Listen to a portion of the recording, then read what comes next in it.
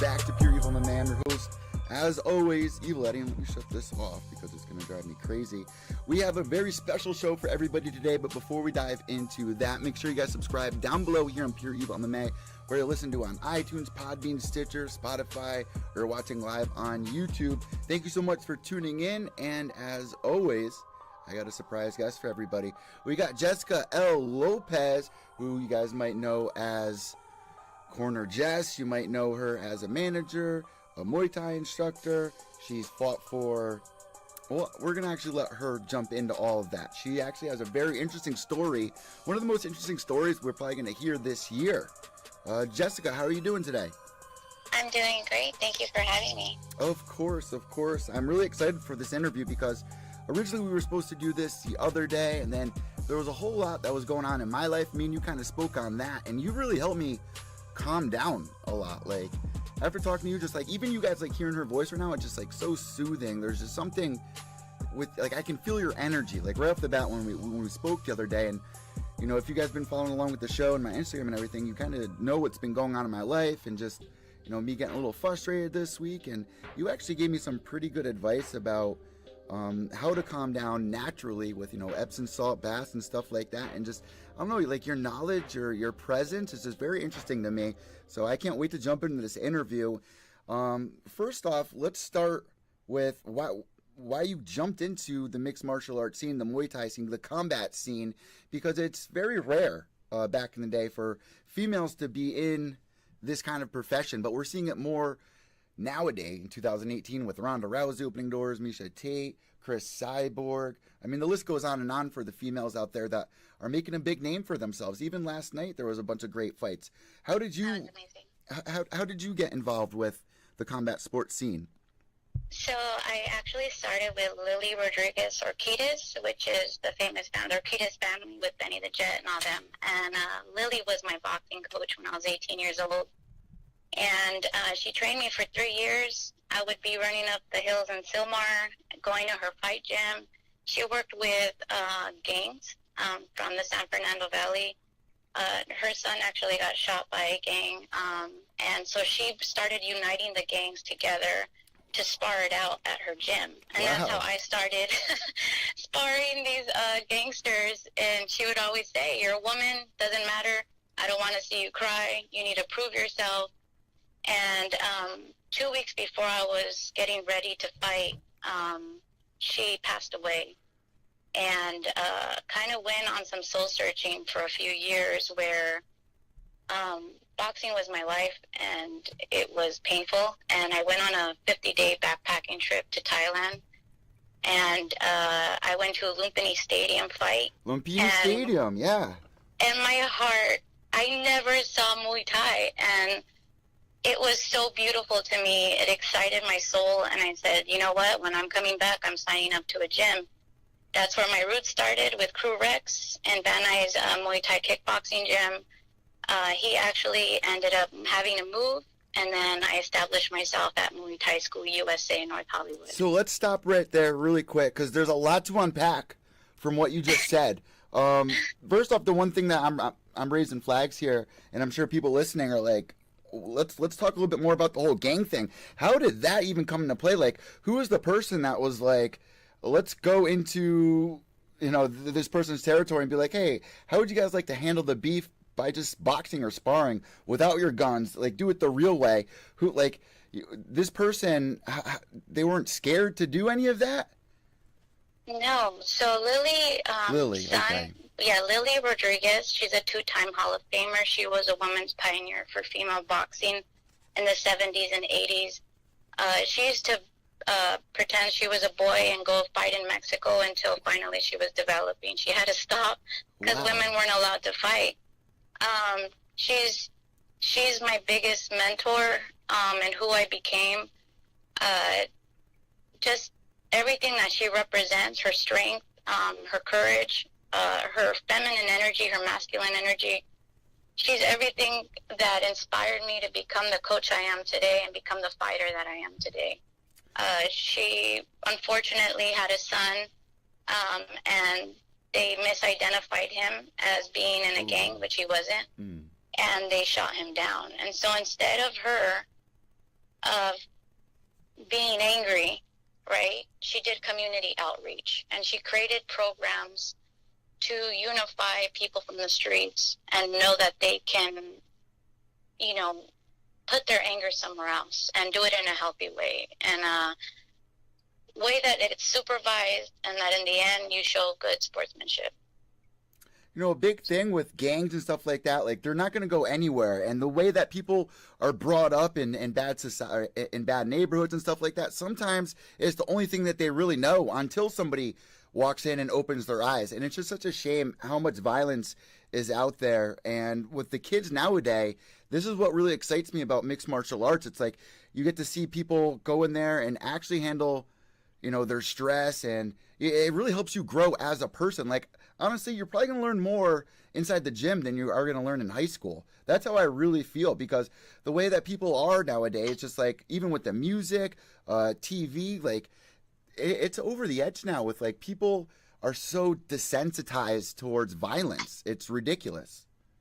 I agree. And I believe there's a complete disconnection with mind, body, and spirit. And a lot of times we have distractions like television, like you said, the media, even the food that we're eating. A lot of times we don't realize in how much it affects the mind. When you're training and you know that you have to be at top level performance, you start realizing what you're eating and how it's affecting your body. You know what I mean? You realize how the stress factors that surround you are affecting your body. You realize what it is that when you come into the gym, you're not going to go in there and just do your thing. You have to be a team player. Of course, you have to do it for yourself. That's part of the whole fight journey. But it's knowing that you're aware of where you are at mentally and physically, and especially emotionally.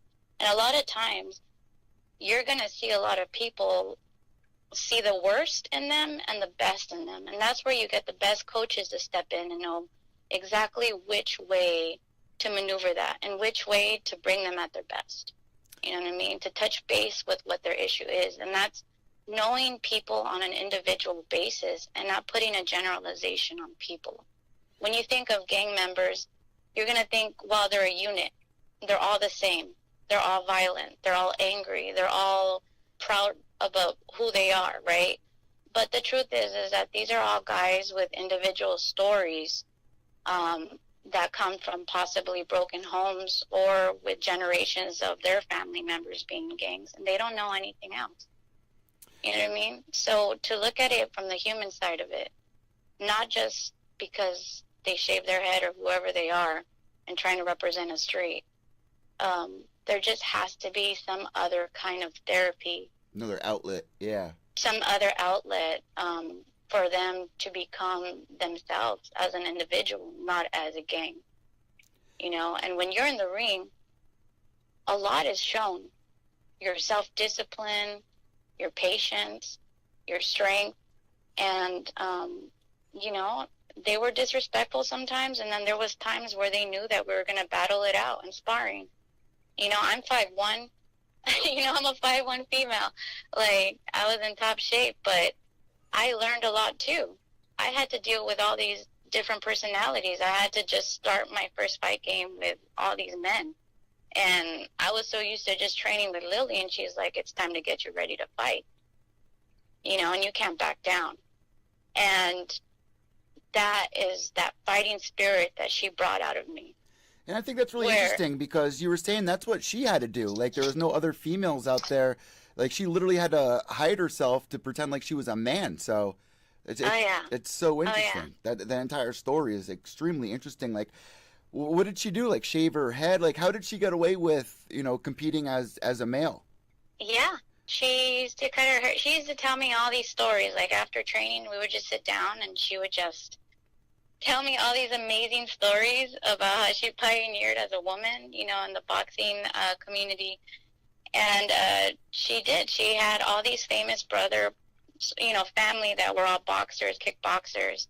And they would dress her up as a boy and cut her hair short, I think, when she was like a kid. And then when she started developing, then it became a different thing. And the brothers were training her. And she told me one time that, you know, if they would knock her out, they would just leave her in the gym and not even wake her up, and she would wake up in the middle of a dark gym, and the brothers did it as a lesson, like, you shouldn't be getting knocked out. That's how the way she was raised. That was that toughness. Yeah. Of they don't care if you're a woman. If you're going to fight, you're going to fight. And I think she's also very spiritual. She was a Christian woman, so it was funny to see how hardcore she was, yet, like, you couldn't cuss at the gym, or you couldn't, you know, like, you couldn't come you couldn't smell like cigarette. Like, she was all about respecting yourself, you know, and she was tough, you know, she was just tough. I can just hear in your voice and your laughter, like, what a big part or what a big role she actually played in her life. So what happened, like, when she passed away, where were you left? You said that you were kind of in a bad place at that moment. Bring us there right now. That day that it happened, where were you left? Like, what was going through your mind? What was your plan? What did you think was about to unravel? Can you bring us there and kind of paint that picture for us? Yeah. I was in junior college, and I was doing finals for biology or something crazy like that. And, you know, her niece, Gloria, which I used to train side by side with, and her daughter's Roxy. She's actually the American Olympian right now for boxing on the junior division. But Gloria at the time, she contacted me, and she says, you know, she's not here anymore. And I was like, what are you talking about? You know what I mean? I had just spoken to Lily a few days before that, and she was like, I'm so excited. Oh my God, you're going to finish this class and we're going to set you up to fight. I'm like, we had this amazing conversation about how far I've came, how she's excited to put me to fight. I was telling her how excited I was.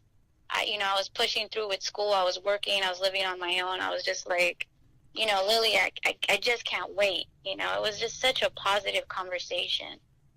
And when Gloria called me to give me the news, I just couldn't believe it. I just couldn't believe it.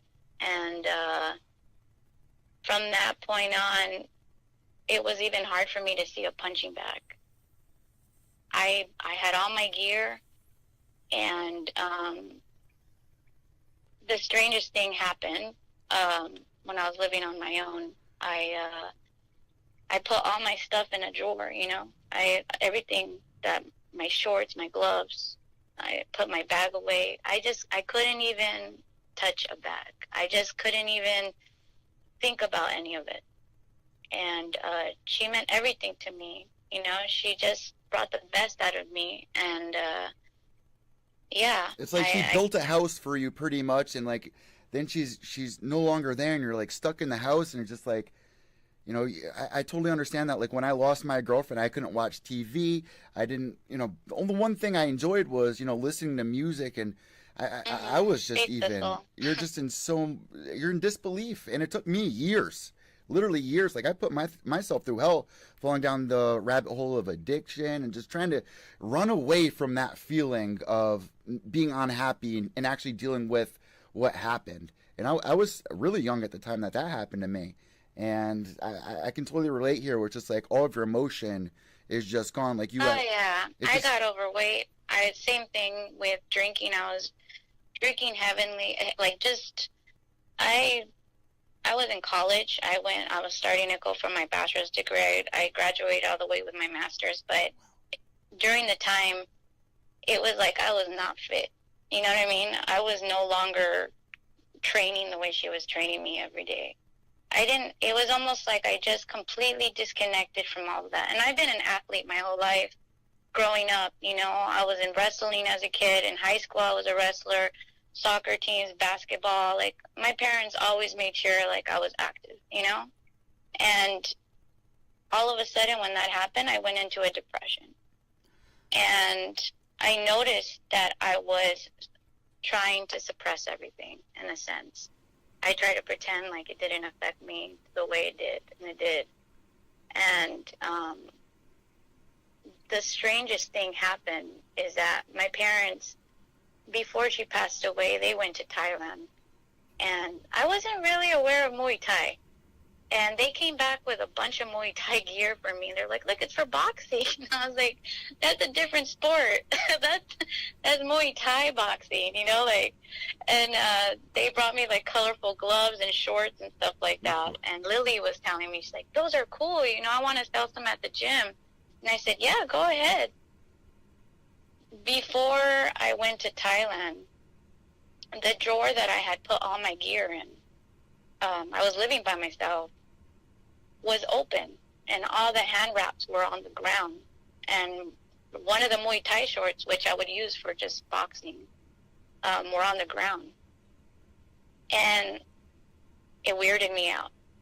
I was like, who came into the house? Right away, I went on, like, you know, I live by myself. I need to, like, scope the house out. Yeah. I got a knife, you know, like, who's here? And I felt that was a sign before I left to Thailand on this backpacking trip that she was telling me that I was going to do something with Muay Thai. She didn't take out my boxing shorts. You know what I mean? There was Muay Thai shorts out there with all the hand wraps. And whether people believe it or not, I know that experience happened. It was real. And I knew in some divine way it was, again, guiding me. You know what I mean? I'm somebody that really believes in, you know, spiritual. I do believe there is life after death. I just feel like we're in a vessel right now. You know what I mean? And when we pass away, our energy's still going to be there. And I totally believe stuff like that. And it really warms my heart when I hear stuff like that, because you're the only one that knows. And if you are saying that, you know, it's so unlike this bag to be open, for the hand wraps to be out, like you literally have no way of actually explaining it or being like, you know, oh, maybe this could happen, maybe that could have happened. Oh, I tried. Yeah. Try to make the best sense of it. I tried to explain it to myself. And I sat with it and I prayed about it, and all I kept getting was like this feeling, this, and I said, and they came to me and they said, I need to start training again. How long after was this, after she passed away and when this experience happened? Oh, it was years. It was like a few years that happened, because it was right before my trip. Okay, so you were at that moment in your life, well, getting ready to go to Thailand for what exactly? As a tourist, like a 50-day backpacking trip around Thailand. And, you know, I watched a Lumpini fight, and I didn't even know, like, the importance behind watching a fight in Lumpini. I was just, like, being a tourist. And I left inspired. I left, my heart skipped a beat in the way where I wanted to run and go to a bag. You know what I mean? I wanted to train. It just planted a seed in me that I said, I know I have to do this. I have to do this. I have to train in this. Well, like you were saying at the beginning of the interview, it's like, you know, these fighters, they go through a lot. You learn a lot about somebody when they're in there, and, you know, going through adversity, or, you know, losing the first round, and how do they come back? How do they maintain their cardio? And just like, it's so inspiring to watch, because we are all going through a battle in our lives. Maybe not inside of a ring, but we're all going through a battle. And if you're going in there and learning, you know, you're going in there and just learning more about yourself in that moment than you really will in a whole bunch of years. It's literally one of my favorite parts about doing interviews with fighters. It's like, these people are, you know, either embarrassed on national television. How do they bounce back? How do they keep a smile on their face? How do they stay motivated? Because you have to stay motivated every morning. This isn't just like a hobby to people. Like, this is a lifestyle. You know, this is life. Yeah. What you're putting eat in and your breathe body. and sleep Muay Thai. Exactly. You know, or the sport they're in. Yeah. There's nothing like it.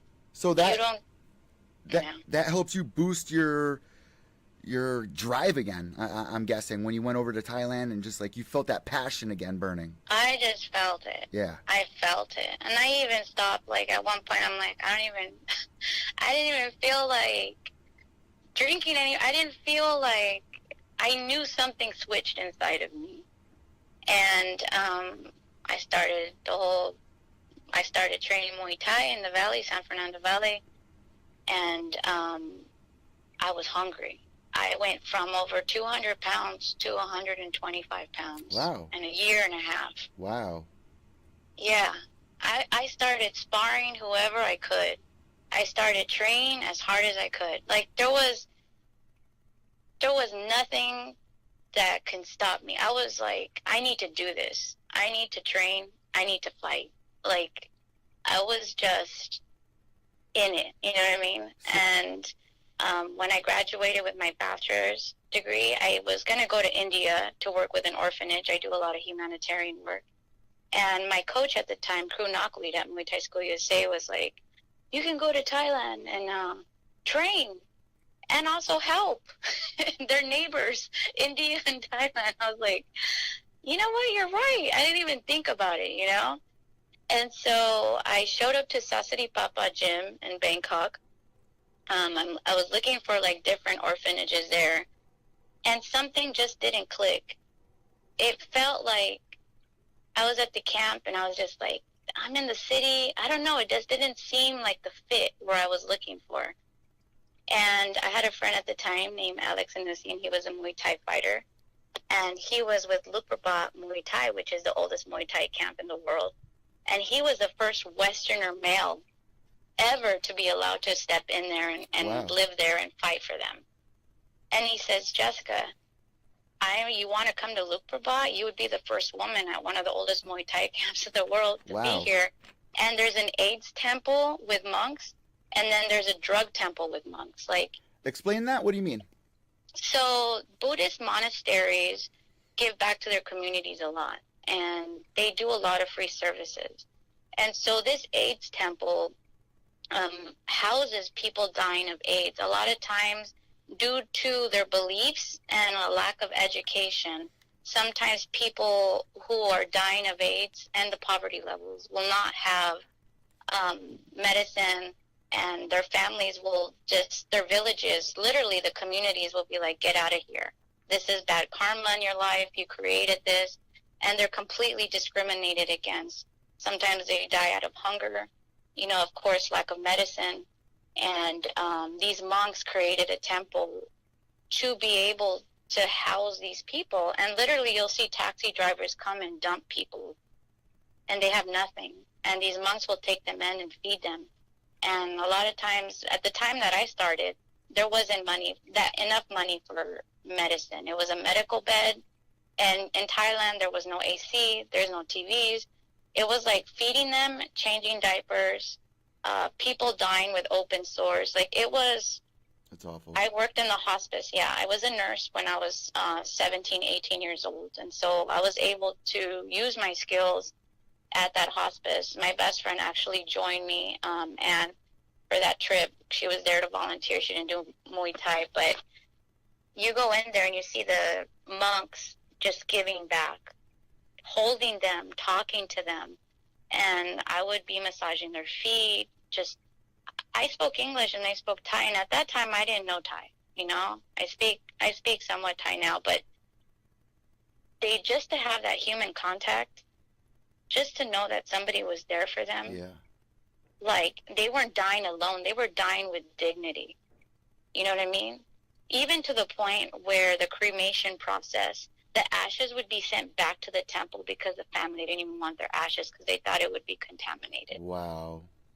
It was that bad, and it was a lack of education. So this monk, That makes sense. who's a scientist, had a normal life, knew that the villagers weren't going to listen to him unless he was a monk. So he ended up going into monkhood and dedicated his life as a scientist and a monk to go to different parts of the country and educate people about AIDS. Wow. And raising awareness and money for the temple. And so I went there to volunteer. I also went to the drug temple where I cooked and cleaned for 150 monks. And people from around the world actually go to, so the first temple, the AIDS temple, is Wat Pha Pa Nam Phu, if you guys ever want to make donations. The second temple is Tom Prabok. And so there you have all these people from around the world who come, and they get free services to detox from drugs. Ooh. And it's not a normal detox Oh, place. I think I watched a documentary on this. Like, they go through hell, like, they drink something, like, makes them throw up. Yes, with the drums. Yeah, that's where I volunteered. I watched an entire documentary on that. Yeah, people from, like, England, America, they go there to literally detox their bodies. And, like, I was watching the footage of it, and, like, it literally looked like they were on the verge of death. But then afterwards, you see, like, them actually start recovering mentally, physically, and it's just like, wow. But what they put themselves through to go through that detox, it's like a rapid detox, it looks like. So part of my training when I was at Luke Rabat, the monks suggested that I did the detoxing before my fights, which I'll tell as a story for a little later. But yes, it's intense. It's really intense. And a lot of the people who actually go end up becoming monks themselves. That makes sense. You'll see a lot of Westerners who are monks, and it's crazy. You know what I mean? You go in there and soul searching, which is kind of like what you were doing going out there. Was soul searching, correct? Oh yeah, it's gonna get deeper. This was the beginning of it. Yeah. So Alex told me about, of course, these temples and Luke Rabat, and he says there's no address. I would have to take a bus to Bangkok, which was, from Saraburi province and Praputabat, and head out 2.5 hours to pick me up in Bangkok and take me to this camp, because he said, like, there's no address and I don't know how they're going to accept you. You know what I mean? So I was like, because you're the first girl, correct? I was the first woman, yes, to train, live there, and fight for them. But at the time, just to even step in and try to get accepted, and no one spoke English except Alex. No one spoke. And he says, you know what, Jay, I'm leaving to Singapore. I have fights coming up. I'm going to be coaching. I'm leaving in 2 weeks, and that's it. Like, I can only be here 2 weeks. Like, I can only help you so long. And I said, you know what? I don't care. It's okay. Like, I've been preparing for this moment. Like, something in my soul knew this trip had nothing to do with me. I knew that this had to do with everything that I believe in just rights, women's rights, human rights, helping, just, doing God's work in that sense. You know what I mean? Like, why would, you're the first woman, but what was the belief? Like, why didn't they want women there? Just because it's not part of their culture? Like, women don't have that many rights? Culturally, women are seen below. And even when you take a picture with a monk, it's disrespectful to be at the same level as they are. You would have to go on your knees and take a photo with them.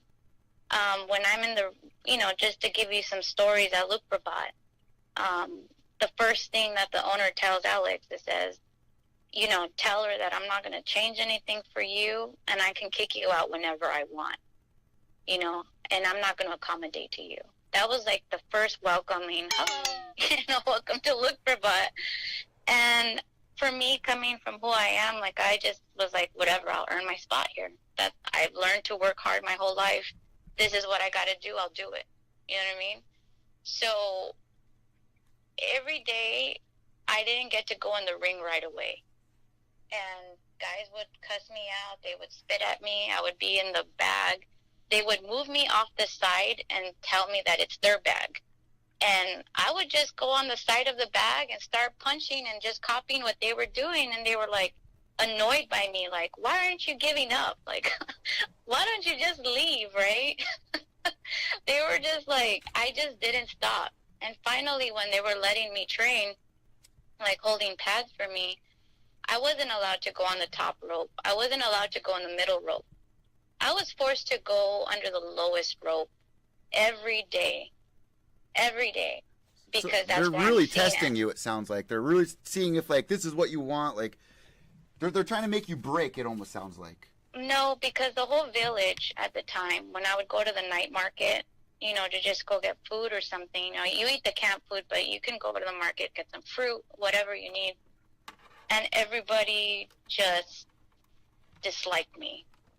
They said, why? They believe in they're very superstitious, and they believe a woman's energy is like, it's super taboo. first of all, culturally, but it's like witchery. It's going to bring bad luck. You're going to, you know, once the fighters touch you, they're going to lose. That's literally the way they're thinking. And their pride, it's their national sport. And for them, this is one of the oldest Muay Thai camps. And for a woman plus a Westerner to come into their national sport and try to prove that they're part Muay Thai, like, they did not like that. They were just, like, disgusted by me. And it got to the point where the mafia contacted Luke Rabat and says, we have marked guns on her. Wow. Like, when she's running, you better take care of her. Wow. Straight up. Like, they told you this? Like, or is this something that you found out later on? They were letting me know. They were letting me know. And I was there for almost 4 months.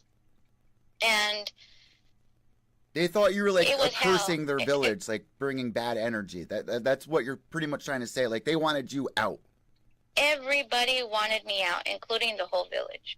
Everybody wanted me out. And before I left from Sasiri Papa Gym that I was there for, my crew yelled at me on the phone and said, I don't want you to go. And I was like, why, crew? Like, I don't understand why you're yelling. Because that was his camp, Luke Rabat. And he said, no, they're gonna treat you bad. And I said, it's okay. Like, it's okay. How are you like, okay with this, though? Like, I feel like there's so many people out there. Like, you must be so strong. And obviously your story here, it sounds like you are obviously very strong, and as the story unfolds, but it just seems like anybody I know, if they're feeling awkward or feeling like people don't like them, even me, like if I'm hanging out with like a new group of people and I just get that vibe, I don't like staying around. I don't like sticking around. So what made you stay there and just be like, no, I'm here. I'm not going anywhere. I saw it. I visualized it. And I said, it's going to take 10 more years before another woman can walk in here and be treated as an equal. Oh, yes, okay. You were literally the pioneer. Wait, so this, okay. There was no way I could, there was no way I can back down. There was no way that I can allow what they were, and they, you know, I didn't go in there feeling entitled. I didn't go in there and say, I'm from America. I deserve to be treated equally, right? Because I'm going into their country as a guest. Yeah. Who am I to tell them what to do, right? I just wanted to prove that I love the sport and that I'm a fighter. I wanted to show them that I'm going to their community and that I want to help. You know what I mean? Every day, it was waking up an hour early or 2 hours early. Actually, I'm lying. It was like 4 o'clock in the morning. We would head out to temple and do volunteer work, and then I would go to the camp and train still all day. And then still sometimes after training, I would go back to the other temple and help. So it was a lot of hard work. And then during the day, the camp owner, the gear was so bad at the time that there was holes in belly pads. You know, and these are all champion fighters. Yeah. These are all top-level Rajdaman Lumpini champions. And this equipment sometimes would tear up my elbow from how hard it was, how old it was. You know, you would see them kick, and it would hit the crews, and all the little kids would be on top of the crews massaging them because they were so hurt. And I told the camp owner's wife, I will teach you English, and in negotiation, you buy new gear for them. All at the same time while they were all hating on me. Like, because I didn't care about me at that time. I wanted to alleviate, the situation for what it was. And there was a lot of unhappy fighters. You know what I mean? When did you start feeling kind of accepted? So I earned it. It wasn't until the 3rd month, and they brought in a girl from like another village, another female Muay Thai fighter. She was bigger than me. And they said, clinch her. And they thought for sure I was going to get scared because they brought this girl in to clinch me. And everybody was surrounding the ring. Like all the top fighters, the managers, everybody was just like, we're going to see this show right now, right? It was like kind of twisted. And I out-clinched her. And everybody was shocked. And the manager at the time looked at me and said, "You're fighting in 4 days at Addison Stadium, and you need to be ready." And I looked at him, and I didn't know how to say it in Thai, and I remember speaking in English, like knowing he wasn't going to understand, but I said, "You guys haven't even been training me." How can you even put me to fight? I didn't even have an amateur fight in America. And he just said, "I'm going to go pro." And I was like, oh my God, right? So I knew, for whatever reason, I knew I had to do it. I had to prove to this camp, and I had to prove that women can do it. Like, something just said, "Jay, what do you got to lose?" Like, just do it, you know? And I went to get my Moncron blessed by one of an Arjan, which from the drug temple. He's a beautiful human being. He designed the whole temple, but you know, he blessed my Moncron for 2 days, and he said, you know, 80% is you and 20% is in this Moncron and my PJs. So then, when we're on our way to the fight, I see 3 elephants, and it was like a really positive sign for me, right? I felt like a sudden sense of peace. It was like, you got this. You got this. And prior to that, the gym manager ended up talking to monks. The monks ended up coming to the camp without me telling them anything and said, "Do you know that this girl is helping us for free? Like, I hope you guys are treating her well." Like, the monks had my back because they knew how it is over there. You know what I mean? Then secondly, the manager flew his son in Thailand. You know, they don't have that much money. Flew his son from Japan and to come and hold pads for me because he knew the camp didn't want to train me. And in the middle of training me, my toe hit one of the buckles and it ripped off my entire toe now. Ooh. It was gooey. It was really gooey. And this is how naive I still was in regards to Thai culture versus Western culture. I said, I'm not fighting anymore, right? I'm drinking whiskey because I'm in freaking pain. Yeah. And the crew that is like my main crew is sitting next to me drinking with me. And he hits my other leg and he said, he said, "Chok Moy Puni." And he hits my leg and I said, "Did he just say I'm fighting tomorrow?" Wow. And I looked at him and I was like, you know, I was on one drink, but it was like I was still buzzed, you know, because you don't drink when you're training. Yeah. Like, obviously I was like already like buzzed off of like my first drink. And he says, "You have another good leg. Like, I don't care that you have a ripped toe, now you're fighting. You have another good leg." And I said, "Why are you and I'm like, in English, of course, assuming, I guess, if he understands. I'm like, "You just gave me whiskey. Like, why are you telling Poisoning me? my body, yeah. Why are you telling me I'm going to fight tomorrow?" It's like, lack of communication. So I, like, put my whiskey down, go to my room. I, you know, put myself, like, in a meditative state. Like, you can do this.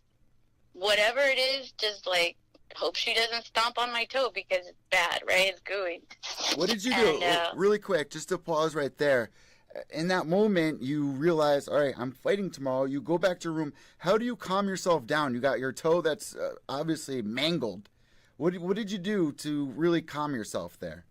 Well, my best friend was there and the one doing humanitarian work with me.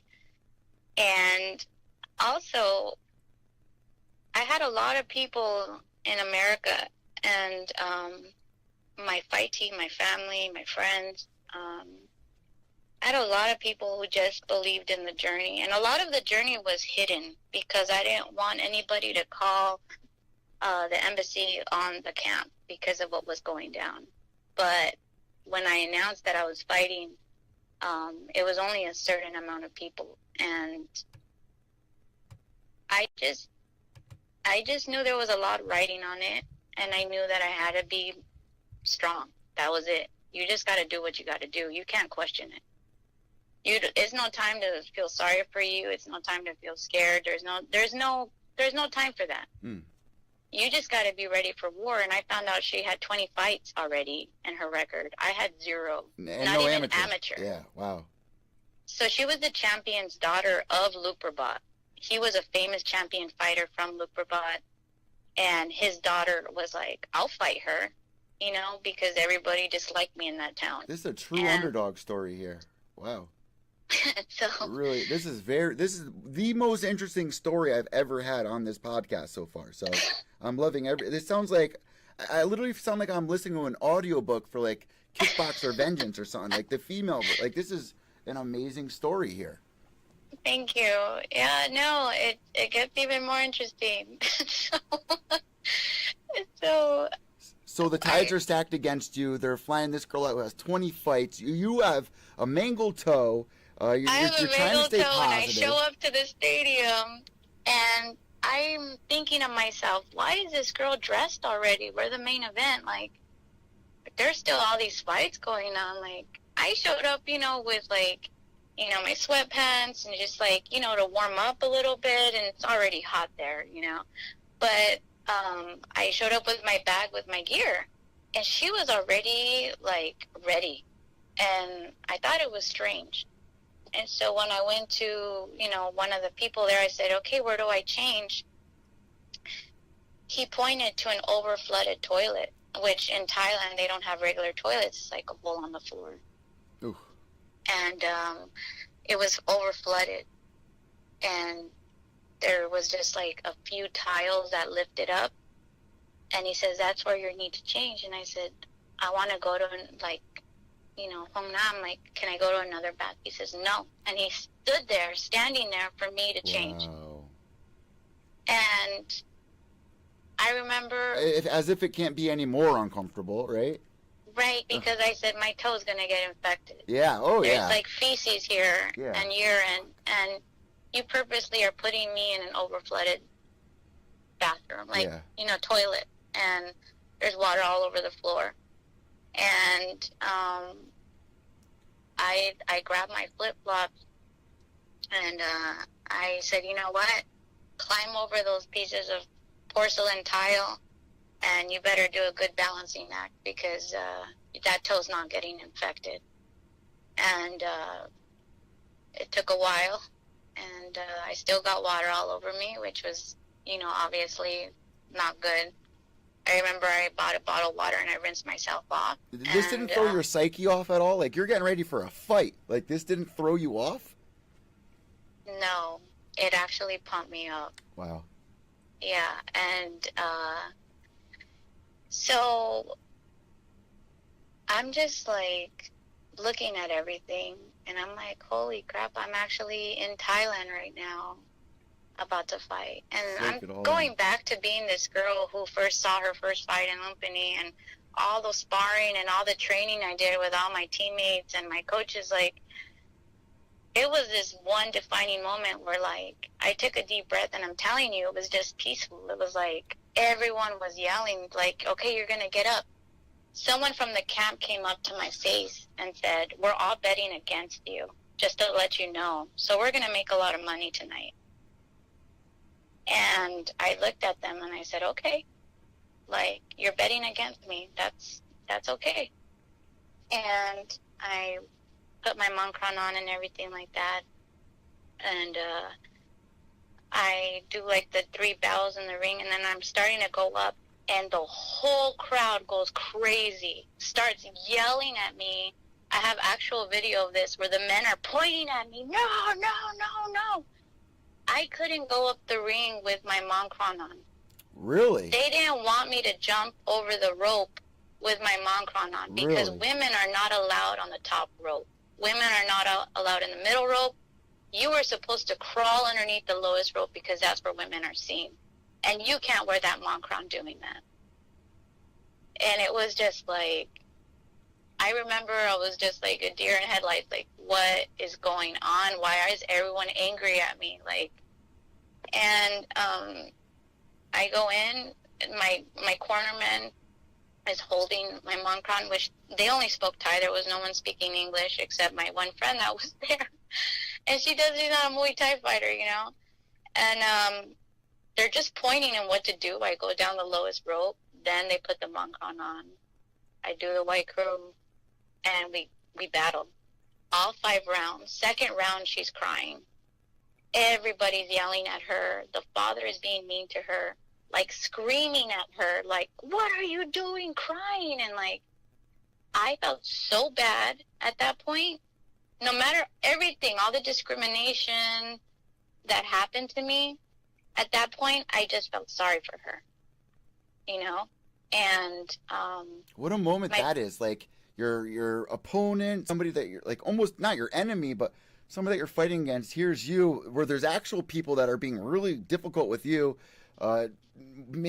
forcing you to do all these awful things, making you feel really uncomfortable, and yet here you are in the corner feeling bad for the other girl. I find that very interesting. I don't know. I knew at that moment that it wasn't even about her fighting. She was just, her father was completely disappointed in her, and she felt bad disappointing him and all the ties that were there. It was a sense of pride, and I felt like she got all of a sudden this pressure, but she was injured by me. And I just, on a human level, was like, I'm sorry, you know, like at that point I was like, I don't know. I looked at my friend, I was like, she's like, JJ, don't, you're going to fight her, keep fighting. And I was like, thank you, you know, because a part of me just felt bad. And then she gets up and she had rage in her eyes. Like, I'm about to kick, you know, your butt right now. And like, I'm just like, okay, she's back, let's do this.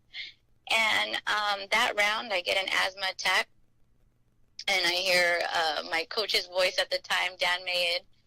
He's just like, go, go, go, you know, and I don't have no cornerman yelling at me, telling me what to do. And I, with an asthma attack and everything, I dominated her all 5 rounds.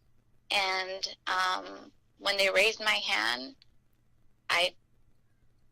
that was it. I cried. It was like the whole time when they would hurt me physically, I had the coaches trying to punch me or kick me or knee me certain ways, and I would come back bruised and go in the room and just, I wouldn't cry in front of them. I would cry in my room, but it was like in front of everybody. I was just like, only if you guys knew the hell you've been putting me through these past 3.5 months. You know, it was just, I won, and I earned my spot. And that day, the camp was like, you can go eat with the fighters now. You're one of our fighters here. Wow. You don't have to pay us anymore. You're a contracted pro fighter here now. And it was like, it was life-changing, and it was beautiful. It was traumatizing, but I knew it was worth everything I went through. So after that moment, you weren't getting hate from the mob or anything like that anymore? Like, that was the point where like you proved yourself? Or was that still going on? And suddenly at the night market, people were giving me free fruit. Wow. What a turnaround. They're like, JJ, here you go. Wow. Have a dragon fruit. You know, like, it was, I changed the village's mind on how to see women in the sport at one of the oldest Muay Thai camps in the world. So that was, I knew it wasn't about me. It was about women being in the sport, and that we deserve our place here. That's what it was about. So from there, they offered me a pro contract, but I was going for my master's degree after that trip. And I said, look, it's going to be, 2 years. It was supposed to be like almost 3 years. And I ended up doubling all my classes, the ones they did allow me to do. And I grinded in school. Was it weird coming back to America after, going to Thailand, going through all of this? Was it kind of like you came back home, obviously a different person, but what was it like when you came back to America? Well, the fighters, comparing the training and comparing the circumstances that these fighters are in, just to give you an example of the feel of the hustle and the desperation that goes down in Thailand. I remember going into the fighter's house one evening, and everybody was laughing, like, "Oh, JJ's here," and you hear something going on in the closet, like ruffling, and you're just like, "Okay, what's going on?" And they were just like, watch what's gonna happen. And one of the fighters, he was probably like 16 years old at the time, comes out with an older gentleman, and they're all telling me that he prostitutes himself for money because he hasn't been able to win his fights. Wow. Yeah. Or I had fighters that were fighting, and then you would see their families beat them up because their parents are drug addicts and they didn't make the money they needed. Like, it was So seeing real. children for the first time fighting and getting their ribs bashed in at like 5 years old. What do you think about that? Because that's been going on in the MMA scene for a while. People talking about this, what they're doing over in Russia, and obviously what you're saying. How do you feel about putting children in there like that? I mean, I played football as a kid. I did, I was an active kid, but I've seen some tapes that are just like pretty disturbing, to put the lamest terms. As a Westerner, we'll never understand it. Yeah. I think I'm.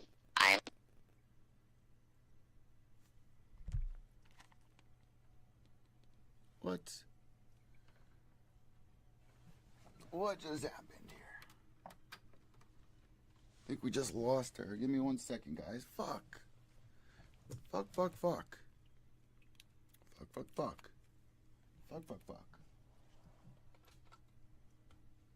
1 second, people. Had the phone plugged in. Just give us 1 second. What an inspiring story. I'm going to be giving her a call back in literally 2 seconds once the phone turns back on. But, like, let's just sit for a second and take everything in so far. She has gone through one of the most inspiring stories I've ever heard on this show.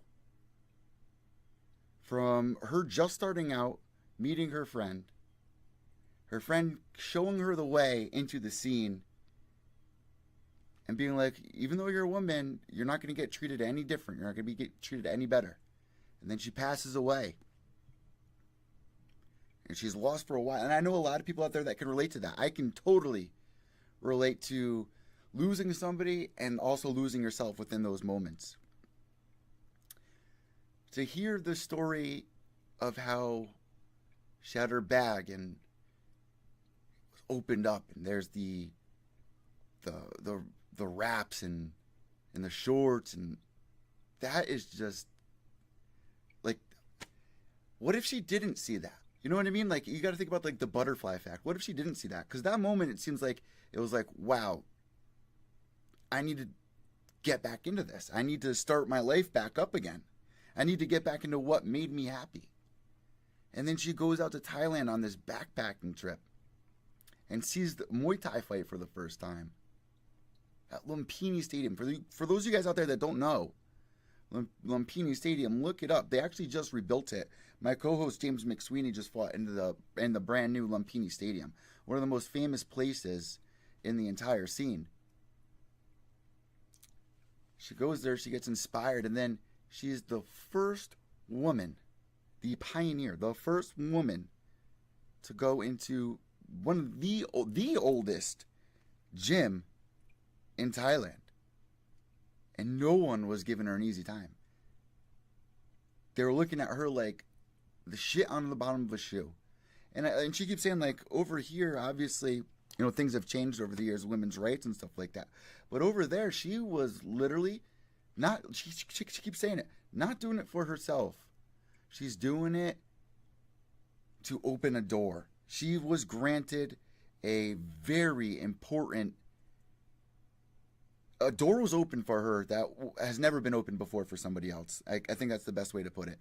And guys, I'm still waiting for the phone to turn back on. Weird that it wasn't charging on there, but here it goes. It's turning on, so we're going to call her back now. And just this entire time of what she was going through, people, rooting against her, the mafia saying, you better watch your girl. She's got marked. She's marked. We're going to kill her. That is extremely scary. And then she gets matched up with a fight She's never had an amateur fight before. She's never had a pro fight before.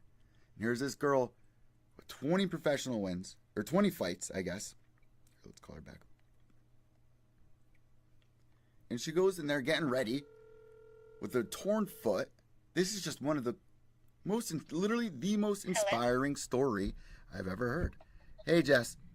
Hey. Hey, I lost you there for a second, but let's jump right back into it. I mean, where did we just leave off there? We were discussing how it was coming back to America after the whole experience in Thailand, and then we kind of dived into children and their way of.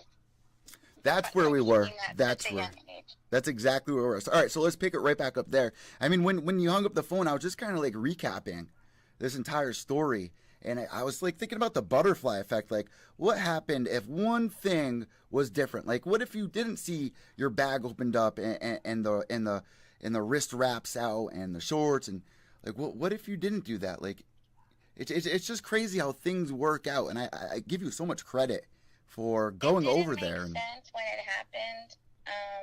It did when I sat with him. I said she wants me to train again, but I didn't correlate the Muay Thai shorts yet until after I came back from Thailand. Like, because I said my parents bought me all this gear from Thailand when they went to go visit. So they just said, this is boxing gear. She can totally use this in America while she trains. But the fact that those Muay Thai shorts were out, it wasn't until, which is the next part of the story, that I was a pro fighter for the next camp, that I was running. And I realized that was it. She said that was my next moment for fighting, was Muay Thai, in her way. That's how I felt.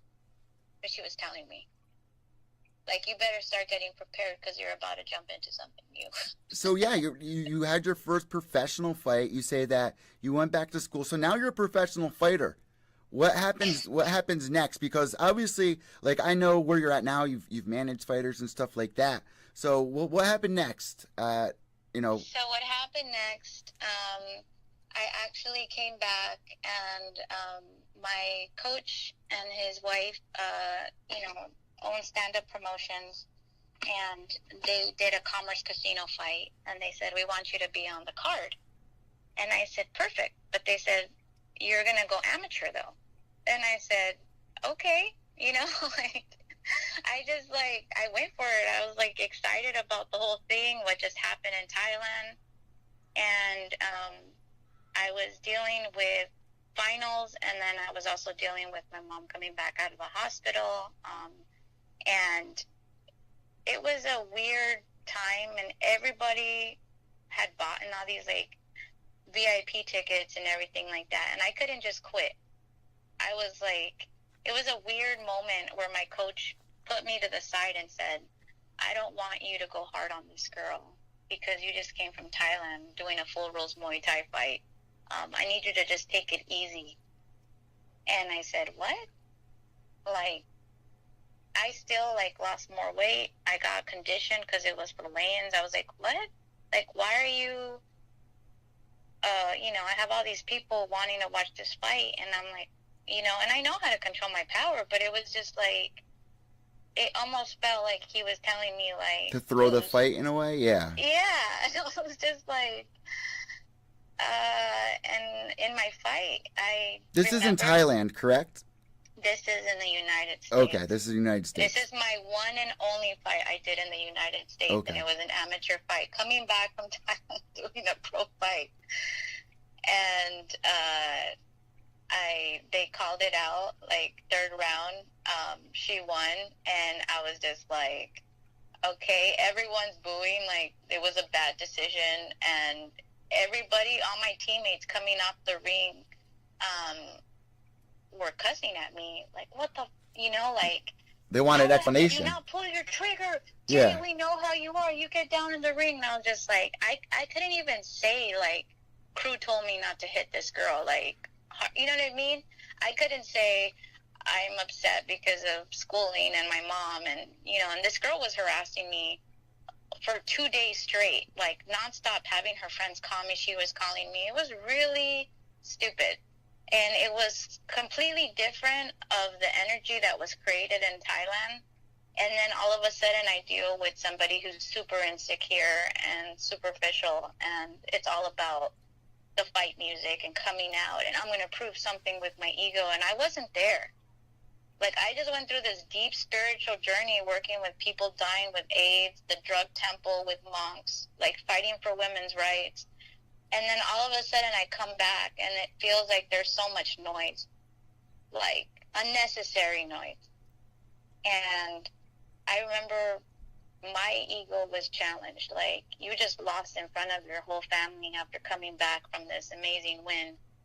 And now you just, like, lost in front of everybody, and your teammates are disappointed in you. And I just kind of shut down a little bit. Like, I didn't know how to process it. Yeah. But it was a blessing. It was a big blessing, because coaching amateur fighters, coaching pro fighters, but even that, especially the amateur fighters, when they deal with losses, they think it's the end of the world.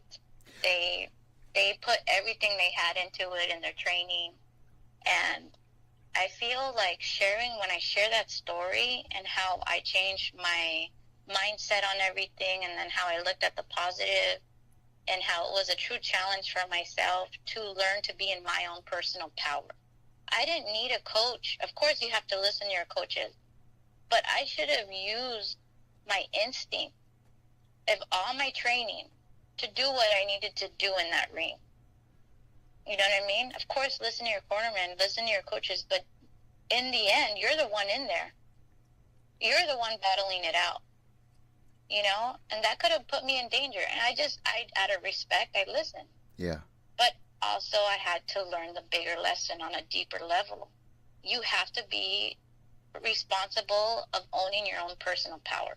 This is eye-opening to me, too, because what you're saying here is, like, you know, over in Thailand, these people are literally fighting to live. You're talking about the kid in the closet. You're talking about, you know, AIDS and people, you know, not wanting their family's ashes and stuff like that. Like, you just went through, you had one hell of an experience over there, and then you come back and it's like, all right, I'm in America, and it's more aimed at the entertainment side of it, not like the actual combat and what it actually means and stands for. And it's more of the entertainment and ego, like you're saying, like you want to be Hulk Hogan or some shit. Like, I can see what you're saying, and I've been to Muay Thai fights. I've been to, you know, multiple lion fight, and I'm now just hearing your story, I'm getting like a new respect. Like, I've talked to a lot of fighters after the shows, and they've told me stories from Thailand and stuff like that. But you really just put into perspective for me about, you know, what it really means, what Muay Thai really does mean. It's not just entertainment; it really stands for so much more. And you see that with the fighters too, like how peaceful they are. Like last night, Conor McGregor and Khabib get into the fight afterwards. You would never see that in a Muay Thai fight ever. No. Never. No, it's disappointing. Yeah. But it's there's a lot of factors that you really, no matter how ugly it is outside the ring culturally, the minute you step in, there's a respect there for you. You know what I mean? Like, I have hundreds and hundreds of stories of being discriminated against. And, but even coming back to America, when I came back, the gym needed a manager, they needed a coach. My crew left, and, you know, so Roy and Corona and Dan Mayed and me, and started working as the crews in the gym. And I was managing at the same time. I was wearing every hat in that gym, and I was going to school. And what did you know about managing? Like, what was your experience with, like, managing besides, you know, just really just being in the scene? Like, when they asked you to do that, you took on the hat, like you said. But what did you know about it, and what comes with that responsibility? Like, for people out there that are listening to this, like, you manage a fighter, what exactly do you do as a manager? I managed the gym. And then, of course, I was teaching the classes, and then we would coach and corner. But there was an actual side fight manager. I was the general manager of the entire gym. Like, running every single program in that gym, hiring, firing, creating organizational systems, and like, everything top to bottom, everything in my schooling, everything in my business background, and then still having to connect with every fighter in building them up and building this gym as a business. That was my role. So, yeah, it was 6 years being with Muay Thai School USA. It was a beautiful growing experience. I learned so much. And, there was a point where I didn't fight anymore. I was invested in helping the business grow and the fighters grow, And once I graduated with my master's degree, 2 weeks out, I flew to Thailand because I got a pro contract for Nornaxin Muay Thai Camp. And Nornaxin Muay Thai Camp was from the original manager from Luprabat.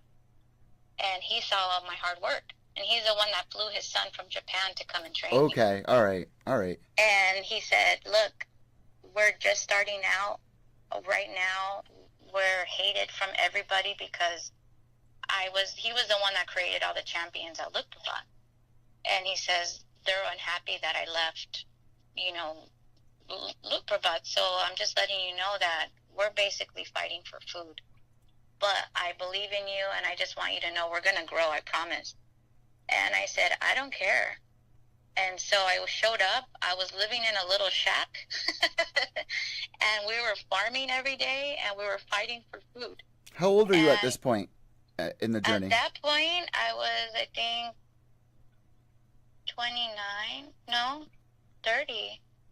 Yeah. No, it was 2012. Yeah, I think I was like 29 or 30. And my first pro fight, I think I was 28. Wow. Yeah, I started late. And that's another factor that we'll get deeper into the story. But in Thailand, you train 6 hours a day. You're running on the average like 20K and up kilometers per day. You're doing pad work, bag work, sparring, and a lot of clinching. Yeah, and my co-host James McSweeney, he trains out in Thailand. He has a gym out there, and he just all day long, like all day, literally, all day. Yeah, all morning, all afternoon. You take a nap in between, and I live in a camp in the middle of the jungle, where there are no restaurants. There's the closest hospital is about maybe 60 kilometers away. I've been bitten by scorpions. I've been attacked by viper snakes. I've been chased by wild dogs. I've been chased by bulls. You name it, bats. Like, there was millipede. I've ended up in the hospital so many times being in those conditions. The bacterial infections that you get, like the stomach infections you get. You're in the middle of the jungle, and it's not in the city. You're not going to have anything that's accommodating to any Westerner. You're not going to be sleeping on a bed. You're going to sleep on a mattress on the floor, which is like their type of mattress. You know what I mean? Yeah, and James was telling me, it was like the people out in Thailand, like they'll literally just grab a snake by the tail. Like they're so used to it. You know what I mean? Oh yeah, you're living with nature. You're one with nature. There was a point it didn't affect me anymore. I knew how to be cautious. Like, I would be in the ring and suddenly there's a scorpion coming up on the ring because it's out in the open and, like all kinds of stuff. But you just move it. I don't kill bugs, and everybody made fun of me all the time. I would just like scoop it kindly, like put it in my glove and then pop it out somewhere. That is so funny you say that. Jungle. I've been doing that for the past couple of years now too. Like something clicked in me. Like, I don't know, I got like pet rats, and I've always loved animals my whole life, and it's just not my decision to end anyone's life or anything's life, So if I see a bug inside, I'll grab it and let it go outside, or even if like they get stuck, like if a fucking fly gets stuck in my screen, I'll try to help them out and get them out. You know what I mean? Like, it's not my decision to end anything's life, No, it isn't. So I feel you there on that. Yeah, thank you. I always constantly get made fun of. They're like, how can you be a fighter, but like you won't even like kill a fly? I'm like, I mean, you gotta feel some type of way, like when you see a scorpion after he got stung and stuff like that. But you know, I got stung twice, oof. and I remember training the next day with a dead arm. I was literally punching with one arm, and the other arm was dead. It was just like kind of hanging there, and the camp was like, "This is how ruthless it is." I was just like, it was a poisonous scorpion, you know, and they were just like, only certain people are allergic to the poison. So if you start going blind, then you come knock at our door and we'll take you to the hospital. Oh my God. And I was like, literally looking at them with fear, like, you know, and they're like, okay, JJ, go to sleep. You have training tomorrow. And it's just like, in America, everybody would freak out. Be in a panic, like, yeah. They'd be in an uproar. Yeah, it would be like, oh my God, we all have to go to, you know, it's like, it was just like, no, you know, there was, when I got attacked by a snake too, it didn't penetrate through, you know what I mean? But everybody the next day when we were running, all the fighters would pretend to, show me a piece of branch that looked like a snake. And like, oh no, they would like point to it and try to scare me. Look, there's a snake there. And they would all be laughing so hard. Thai humor there is like insane. It reminds me of Mexican. Seriously, like they will bust your, you know, like just to make fun of you and get a laugh out of it. You know what I mean? The crews, they'll sweep you in the middle of hitting like 100 kicks, and then on the 20th, they'll just sweep you when you're on your butt, and you're just like, oh my God. Like, everyone's just laughing at you, like, haha, you know, like, we got you. But I think that also taught me not to be so serious about everything. Yeah.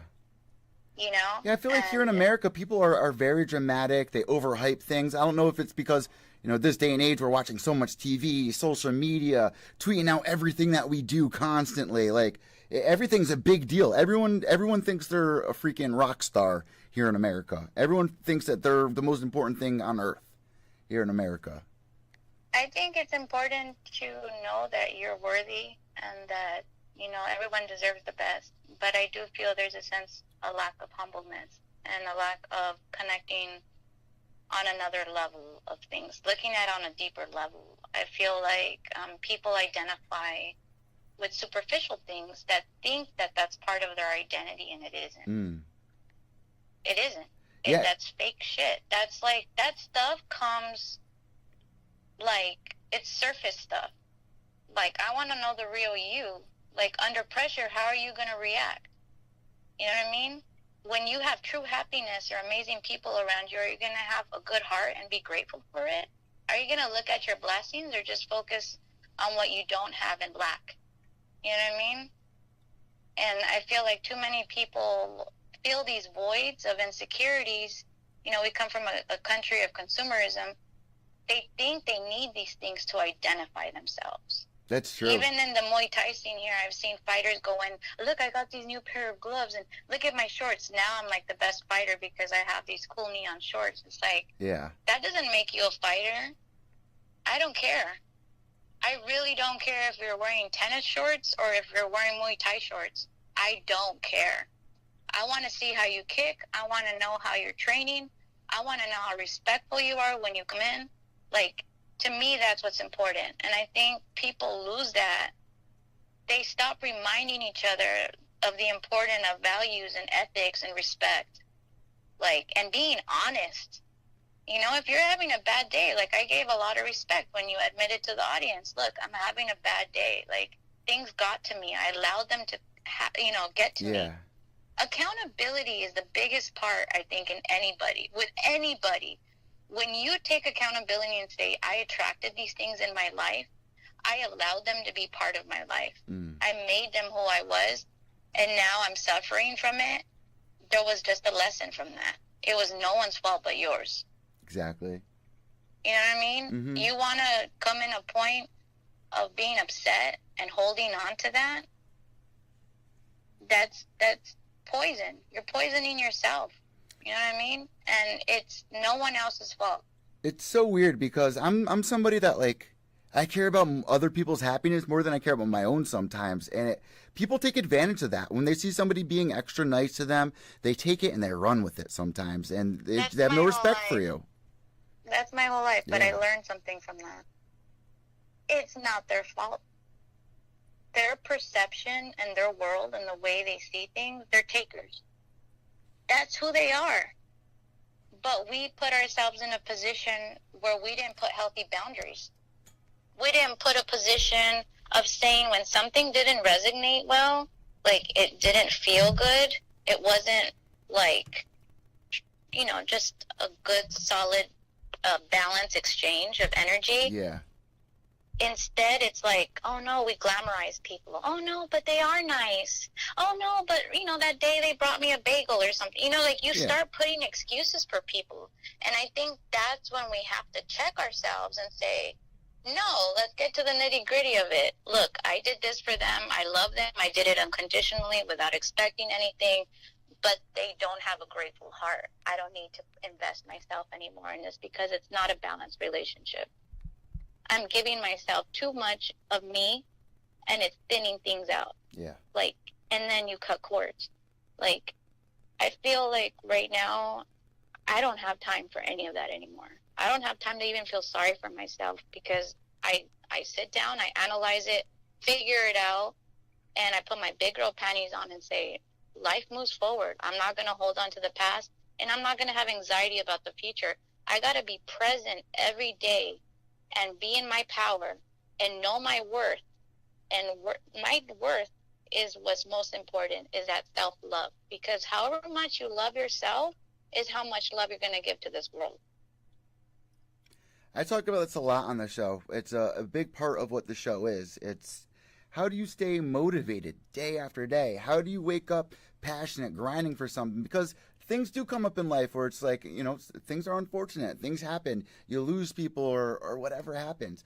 What do you do to practice your mental health and, you know, staying positive a lot? Like, obviously a lot has to do with, like, even the things that you eat and stuff like that.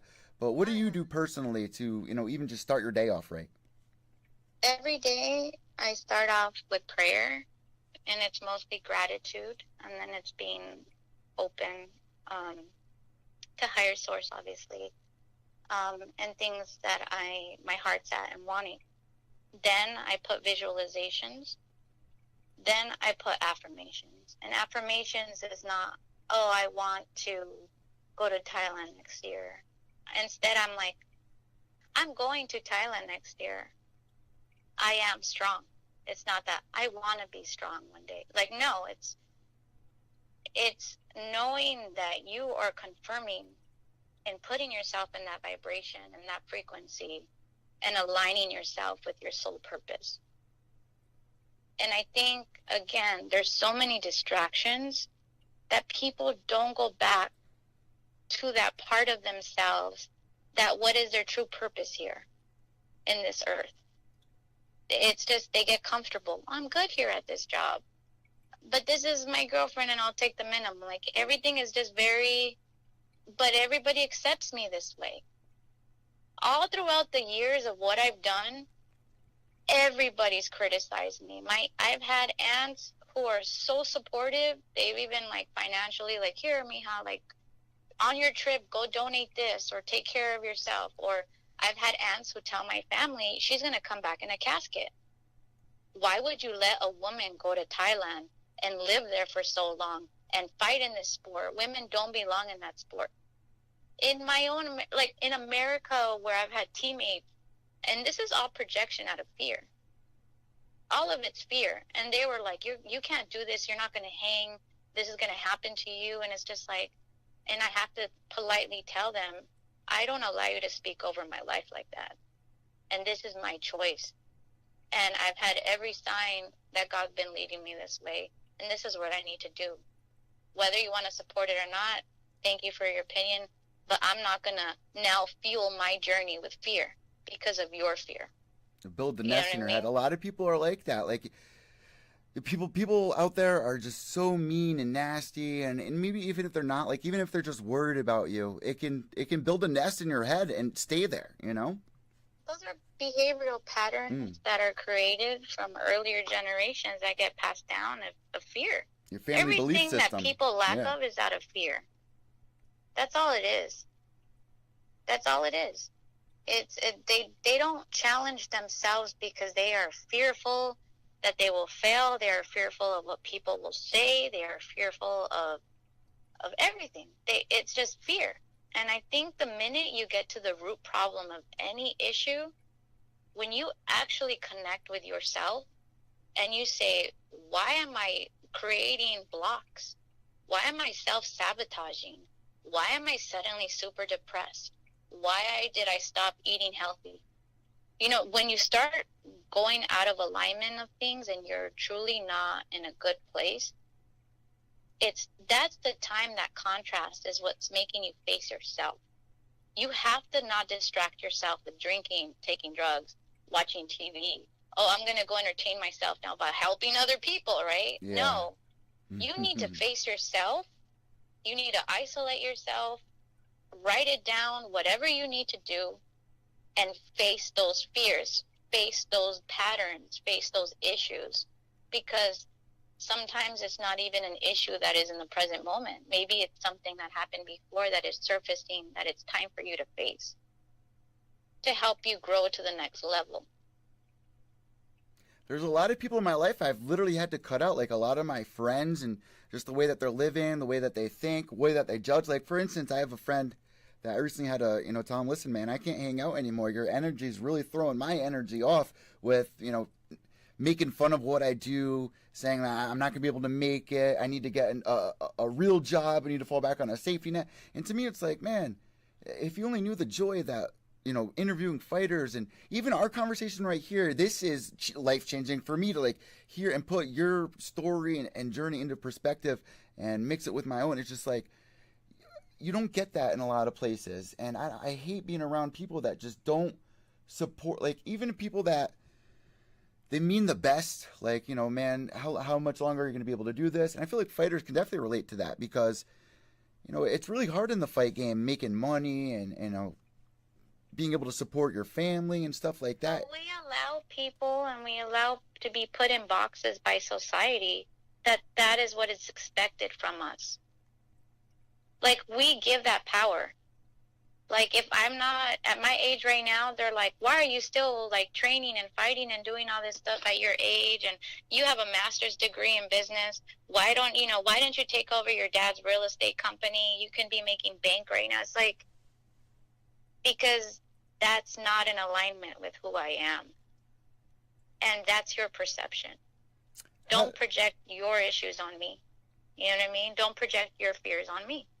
And what did you see as like a child growing up? Because it seems like you are definitely you're somebody that just continues to persevere, just keep moving forward and overcome these obstacles. Did you see that with your family, your mother, your father? Yes. What's the story with them? So my dad and my mom were immigrants who came from Mexico. I'm a first generation Mexican American, and they had 3 daughters. And when my 2 sisters were almost 10 years apart, were 1 year apart, they had kids. They were cleaning houses and saving money to go to college. And they were working multiple jobs. And they would have my sisters, like, on the baby little backpacks while cleaning people's houses and stuff like that. And my mom ended up becoming a social worker. She became a political activist and human rights activist. My father ended up becoming an engineer for NASA. He was the janitor at NASA and then later on became the engineer there as an immigrant. And they dealt with a lot of discrimination their whole life. Since 5 years old, they had me marching with Cesar Chavez's family for farmers' rights. My mom always had me involved in the community, understanding what's happening to the underdog. Yeah. People that don't have that, people who fight for them. And she would go in there and do whatever she can. My mom and dad housed people who dealt with all kinds of family issues, and everybody lived at Casa Lopez. You know what I mean? Like, my dad put people through college. My dad found out someone didn't have a bed, he would buy them a bed. So my family always taught me, Jay, you do you, but always like give back. You know what I mean? Always pay it forward. Be proud of your roots, who you are, and never back down. And I'm so happy for that. And I have solid sisters, Susan, Monique, who just are my rocks. You know what I mean? My parents are my best friends. Like, they remind me who I am and always to stay humble. They will call me out the minute anything goes in my head. They will call it out in a second. You know what I mean? And that's healthy to have people that are honest with you.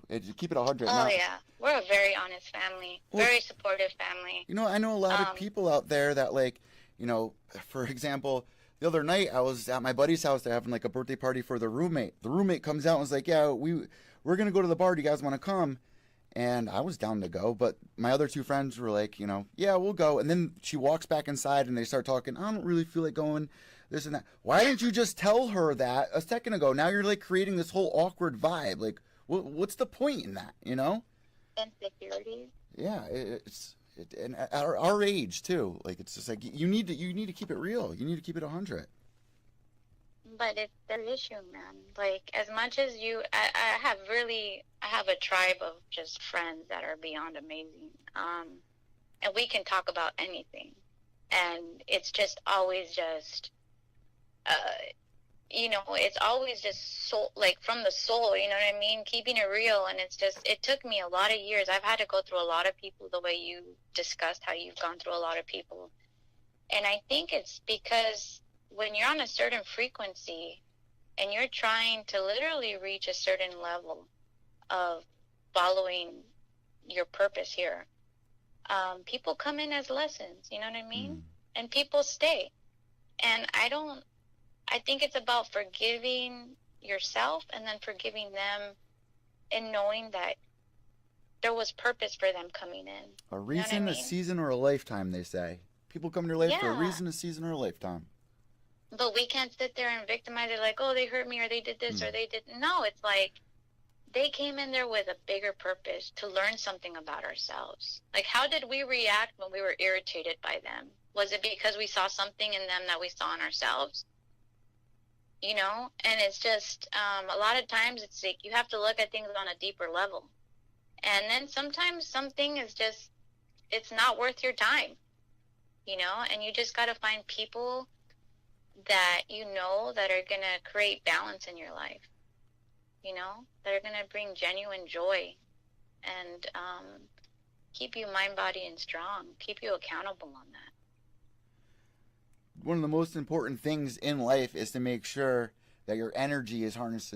Like, I'm somebody that really likes to stay positive. My grandfather was a deacon at church, so like I was always around, like, you know, that spiritual essence, or like, you know, the stories from the Bible and stuff like that. And there was always something about it, like I understood the stories, like, you know, the lessons there to be a better person. I don't know if I believed all the stories, like word for word, like, you know, burning bushes, but the lessons that were there are just, you know, how to be a better person. But throughout the years, I feel like it's not the religion that I'm connecting with. It's like a spiritual connection. Like, everyone has their own version of their higher power.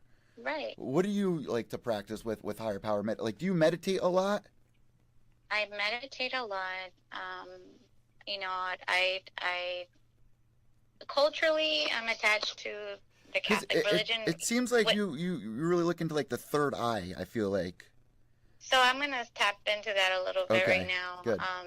But I don't believe in organized religion in general.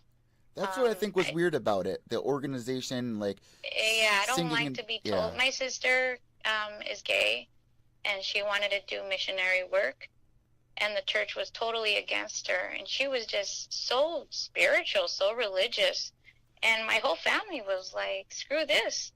You know what I mean? Like, she's a child of God, and suddenly she was hated on. You know what I mean?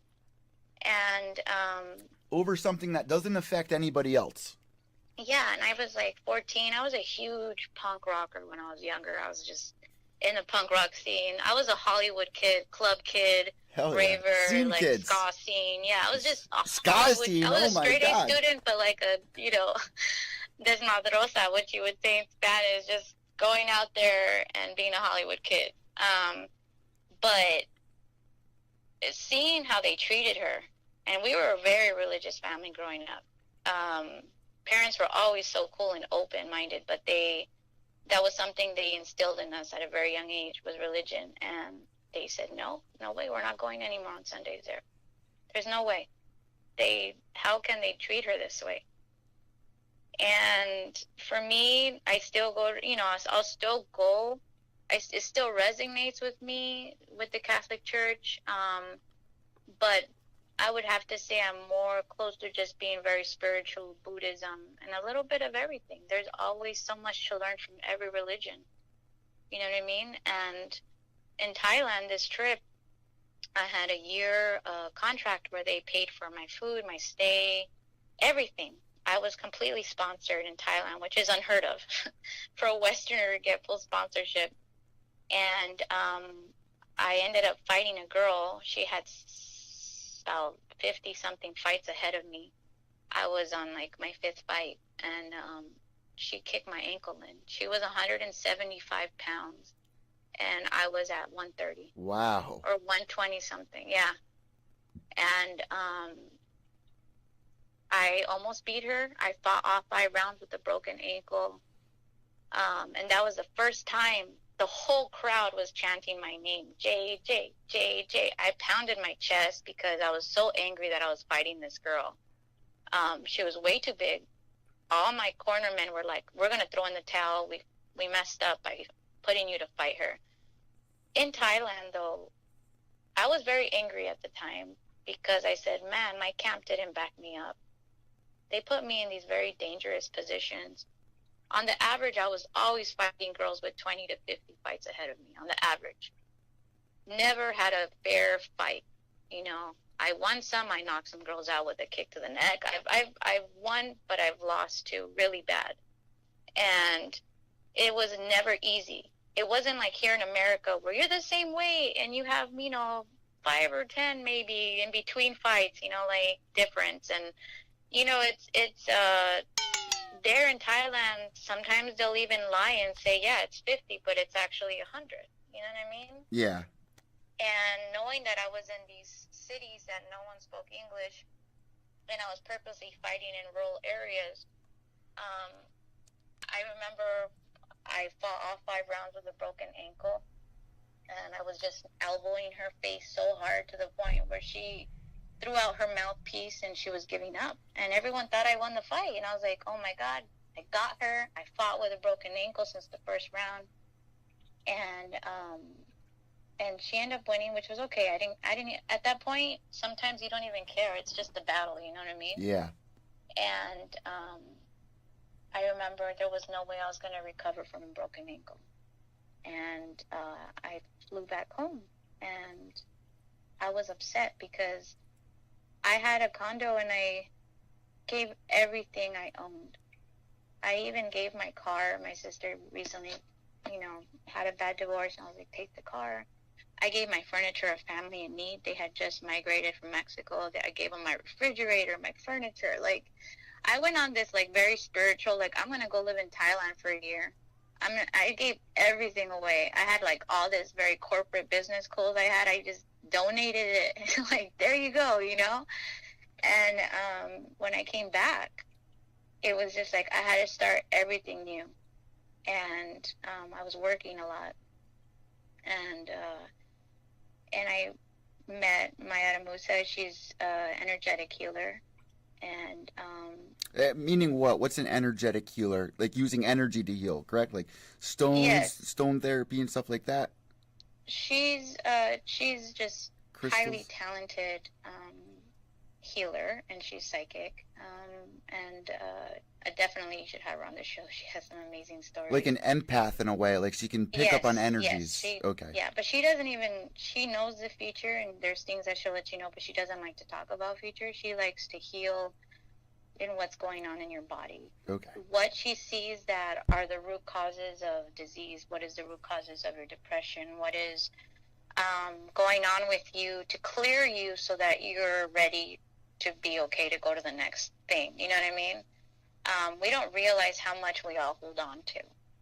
And I got myself sick when I came back. I won't go into details of it, but there was tumors in my body that became cancerous. Ooh. and they put me on this medication that had a really bad side effect, and I lost my vision for 3 months. Wow. And my muscles collapsed, and I got really depressed, and to the point where I thought I was never going to fight again, to the point where I said, I can't even walk up the block. I can't even drive right now. I ended up going back to the gym. I was still working there, and I got my vision back, and she calls, and I met her first as a student of Muay Thai, and out of nowhere, I haven't seen her in a while, she calls and says, hey, Jess, and I'm like, hey, Mayada, what's going on? And she's like, I can help you. And no one knew what was going on with me. I didn't want to tell my students that I had cancer. I didn't want to tell my fellow, coaches. I didn't want to tell no one what I was going through, because I feel like when you put energy into it, it can make it worse. Okay, yes. I didn't want people to visualize that I was sick. I didn't want them to feel sorry for me. So a lot of people didn't understand why I wasn't sparring anymore, training hard. It was such a weird time that I was holding on to this secret where I was dying, I didn't know. And when she called and said that, I said, who the hell told her? There's nobody except my immediate family that knows what's going on at that time. And I said, what are you talking about? I played it off. She says, I know you're sick, and I never told you this, but I can help you. And I was like, and then from that point on, I already, for a good month, that month, I started listening to Louise Hay, Tony Robbins, Jack Canfield, all these motivational spiritual teachers. And I kept doing visualizations of me running again, me being in Thailand again, me fighting again. And I started really praying really heavenly that the doctors wanted to do surgery, and I didn't want to have to go through chemo and surgery. And so I knew that would be very damaging to my body. And I prayed and prayed, and I said, God, please, I want an alternative in how to do this. And so I started researching about green juicing and eating, and that's how I started learning to eat right, to get everything right in my body. And Mayada then called, and then she started doing a lot of work on me, and it was 3 months later, I had no more tumors. Wow. Yeah, and then it was a year later, I was completely cleared on everything. Yeah. And again, there's sometimes no, clear understanding from a lot of people, but it didn't matter to me. I believed it. It worked. It was effective. I saw what it did for me. So you stopped taking the actual medicine that the doctors were giving you that was making you sick, and you started doing natural healing. I went completely natural, holistic, all the way. And I believed in the power of prayer. I believed in the power of aligning myself and knowing that I can mentally push this through. I can fight this as long as I take the right steps every day. I had a schedule, as if I was at work. I had a schedule. Okay, you're going to eat this time. You're going to drink this amount of water. You're going to go outside. You're going to ground yourself, with Mother Earth. You're going to meditate. You're going to visualize. You're going to create feelings of happiness. You're going to, it was taking responsibility and control over my life, knowing that I put myself in a position that I was sick. Knowing that I got myself there, that was the biggest thing. It wasn't about genetics, and it wasn't this just happened to me, poor me. No, I put myself there because I allowed my mind to take over my body. And now I needed to clean it up. I couldn't allow myself to ever get to that point. So it changed your entire way of living and opened up even more. Your story just keeps getting better and better and better.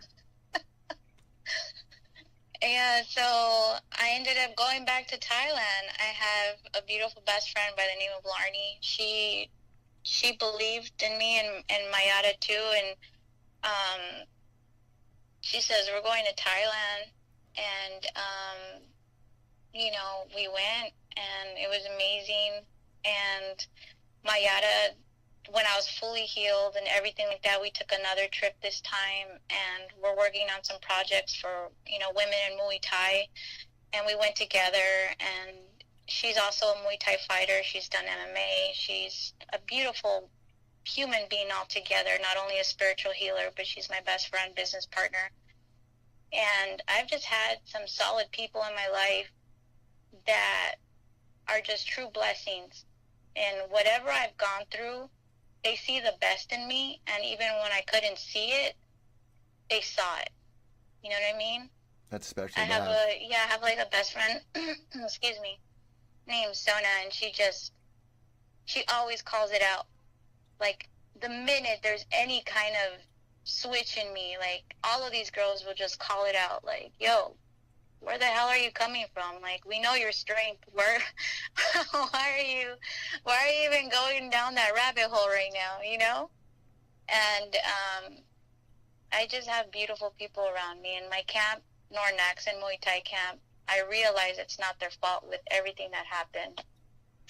Was setting you up with these fights at that time, and that's how Thiland is. Yeah. Their ethics is way different over there than it is over here.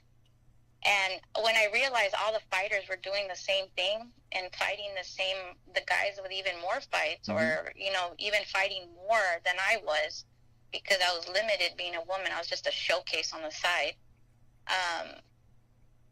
You just realize, like, they were so supportive of you, and they financially supported you when they had nothing, you know? And so when I went back to the camp, I was bringing a lot of humanitarian aid to the fighters, running shoes, jackets, first aid, condoms. There's an AIDS epidemic there. And I ended up fighting for Nornax and Muay Thai. And then now this trip, I was there for 6 months, came back 3 months ago, and now I'm a coach. And I did promotions for One King Tong, promotions for Rashtraman Stadium. And I went from being a fighter to now breaking gender barriers as a female coach in Thailand.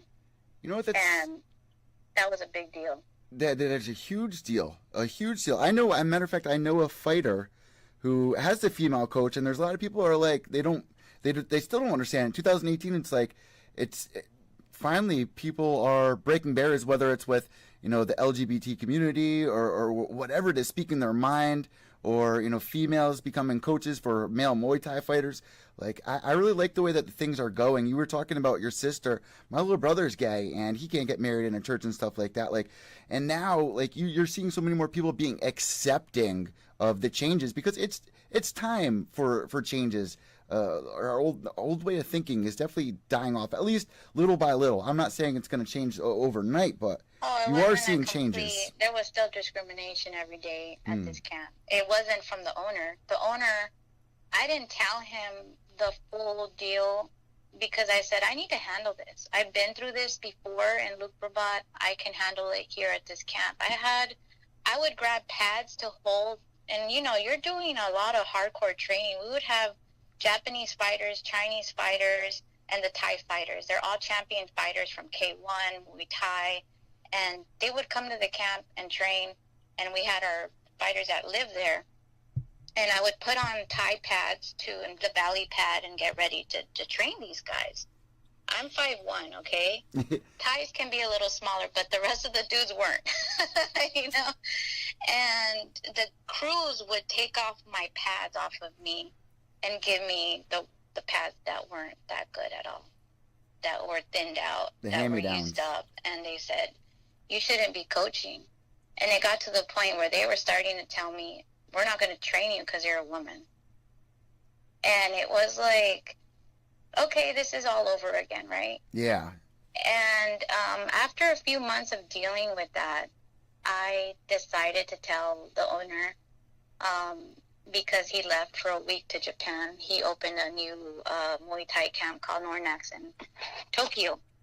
And when he came back, he, you know, no one wanted to train me. No one didn't even allow me to train the fighters. And that's what pissed me off the most, was that now you're affecting my coaching with these fighters. You know, we had fights coming up. I was already invested in them. And then all of a sudden, the fighters are not allowed to say anything, you know, because out of respect for these older men, you know. And I said it, and King Tong straight out in front of everybody had me go on in the ring and hold bats for the top fighters. And he said, you know, and next, and I was handling it, and he was like trying to show them, she can handle this, and she's my crew. And he made sure every time we were eating dinner or we celebrated something, I was sitting on that table right next to him with the men's table. No other women were allowed, but I was allowed as a crew. And that was a big deal in Thailand, after knowing where we're put at and where we're placed at, like as if we're back in 1950s. Yeah, that's exactly what it sounds like. Yeah, so it's like living back in time over there. And in the city, it's probably different. I would say I've heard a lot of, you know, women still deal with discrimination, but they have way more opportunities. They have more English-speaking people. They have food that accommodates them. They have medical attention. They have a lot of things. And I think I've purposely put myself in these positions to bring change. And it's just, that's all it's been. It had to be so frustrating for you, though, to like literally have to relive the discrimination all over again at a different place. Like, have you ever had like a girl come up to you and be like, just thank you for everything that you've done and how you've opened up doors?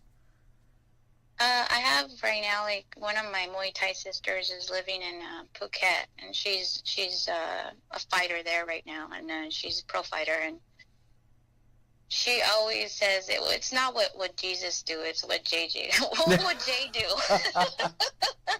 And she always jokes around. You already put down the road work there. She'll call me from Thailand, yeah, and she'll just like, this is going down, this is how I'm being discriminated. Like, she knows I've been there. Yeah. She knows how I've handled it, and it's a dance. It's a very delicate dance. You can't just react. That makes sense. You can't be like, you just said this, you know, like, no, you have to almost say it with your eyes. You have to almost show it with hard work. You know, when I was training 6 hours a day, I was training this camp. I didn't think I was going to do it. I'm like, I'm 35 years old. There's no way that I'm going to do 6 hours again. Yeah. I did. I grinded. And then I tore my meniscus, which wasn't cool. I've done that before. But it pops out. It sucks.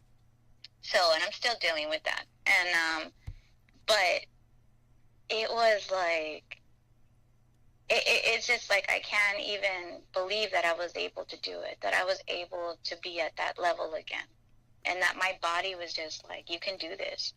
Because in the beginning of the first times of being in Thailand, I didn't realize how uneducated I was in regards to hydration, into proper stretching, like recovery. And in Thailand, there's none of that. There's none of that. You just train. Eat, sleep, train. Like, it's not... You do get your massages and everything, but it's just not... Well, what are you guys eating over there? Like when you're going through training and stuff? Just to give you an idea, you see a lot of chickens running around, and then the next day you don't. Okay. All right. So, yeah, everything is, like, homegrown, and then you get, like, night market will have, like, fresh fish there, and, you know, just normal Thai dishes. And what did you change? Healthy. Like, how did you change up your diet from, you know, then till now, you know, eating healthier and stuff? Well, throughout the years, I learned to really get myself strong. I had a fitness trainer by the name of Stacy, and she stepped up and started training me and conditioning my body so that when I lost muscle, because you lose a lot of muscle when you're no longer eating a certain amount of food and you're just overtraining. So I was being educated in how to properly get my body ready for that trip. Whether it's the vitamins you're taking, the probiotics you're taking, you know, the juices, you can't just get vegetables over there. You get parasitic worms. parasites, everything. It's very dangerous. The way you go to the bathroom there a lot of places don't have toilet paper. Again, it's that porcelain hole. Yeah. And just water. And so food handling is completely different there. And so I would go with like a green mix, and buy water bottles, and then I'll get my protein mixes, and then I'll get, now all of a sudden my BCAAs, like all of a sudden I was like being prepared. And this trip I felt the strongest than ever, But before that, I just said, if I'm here in Thailand, I have to sleep like a Thai, eat like a Thai, and train like a Thai. Like, that was my mentality. Like, I'm not going to come in here with a Western state of mind. I'm just going to be open. You know what I mean? Like, it was a dream come true in some weird way, because my first degree was sociocultural anthropology, and I was like, I'm living with the Thais and learning how to live like them. Like, it was this, like, odd thing where I was excited to actually follow their lead, but your body's not accustomed to it the way theirs is. Their bodies have been training since they were children, and I started really late, and the food that I've consumed here is completely different than over there. Yeah. I mean, you can even see, like, with the vegetables that we have here, how long they stay fresh compared to, real, fruits or vegetables that will, you got to eat them that week, or, within a couple of days of them turning ripe. We live in corporations run our food here. That all of the chemicals, everything that is processed is done so that they don't lose money. Mm-hmm. They don't care in what's happening to our bodies. Yeah. The FDA in some level is being bought off by corporations, and they're getting away with putting dyes, with putting things to last longer. It doesn't make any sense. And people still try to buy organic, and that's still sometimes not even organic. I've heard stories about that too. In comparison to other countries. But that's our people. We've chose to vote in people that are allowing this. You know what I mean? And I don't want to get into politics because, oh God, yeah, a whole different thing. But I think people just need to be more conscientious and use their instinct and their intuition. And when they're eating something, and again, it's mindfulness. It's connecting with your food on a deeper level. It's knowing and how it's nourishing your body, not satisfying a craving. Yeah, your taste buds, and yeah. Oh, I feel sad today, or I had a good day today. I deserve pizza and a beer. Like, I get it. You should enjoy life. You need to fuel your body healthy. You also, you need to nourish your body. Yeah. You need to have a strong mind, and spiritually, also, the food will also block you from allowing certain things to come in on a spiritual level. It's almost like it's just muddy water, So, I think it's just everybody taking accountability in what they put in their mouth. That's it. That's something I definitely need to change and look a little further deeper into, because like you're saying, like, it can change your entire mental stuff. Like, what you're consuming can definitely influence your actions or your reactions for, your emotions and all that, Yeah, and I think though we're conditioned and programmed, and I mean programmed because that's what TV programming is they're going to throw a commercial in your face and tell you the next burger deal, or they're going to tell you to go to this restaurant.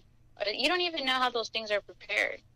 You know what I mean? You just know that it's almost a normality here to go to McDonald's and pick up a quick burger because you didn't have time to cook.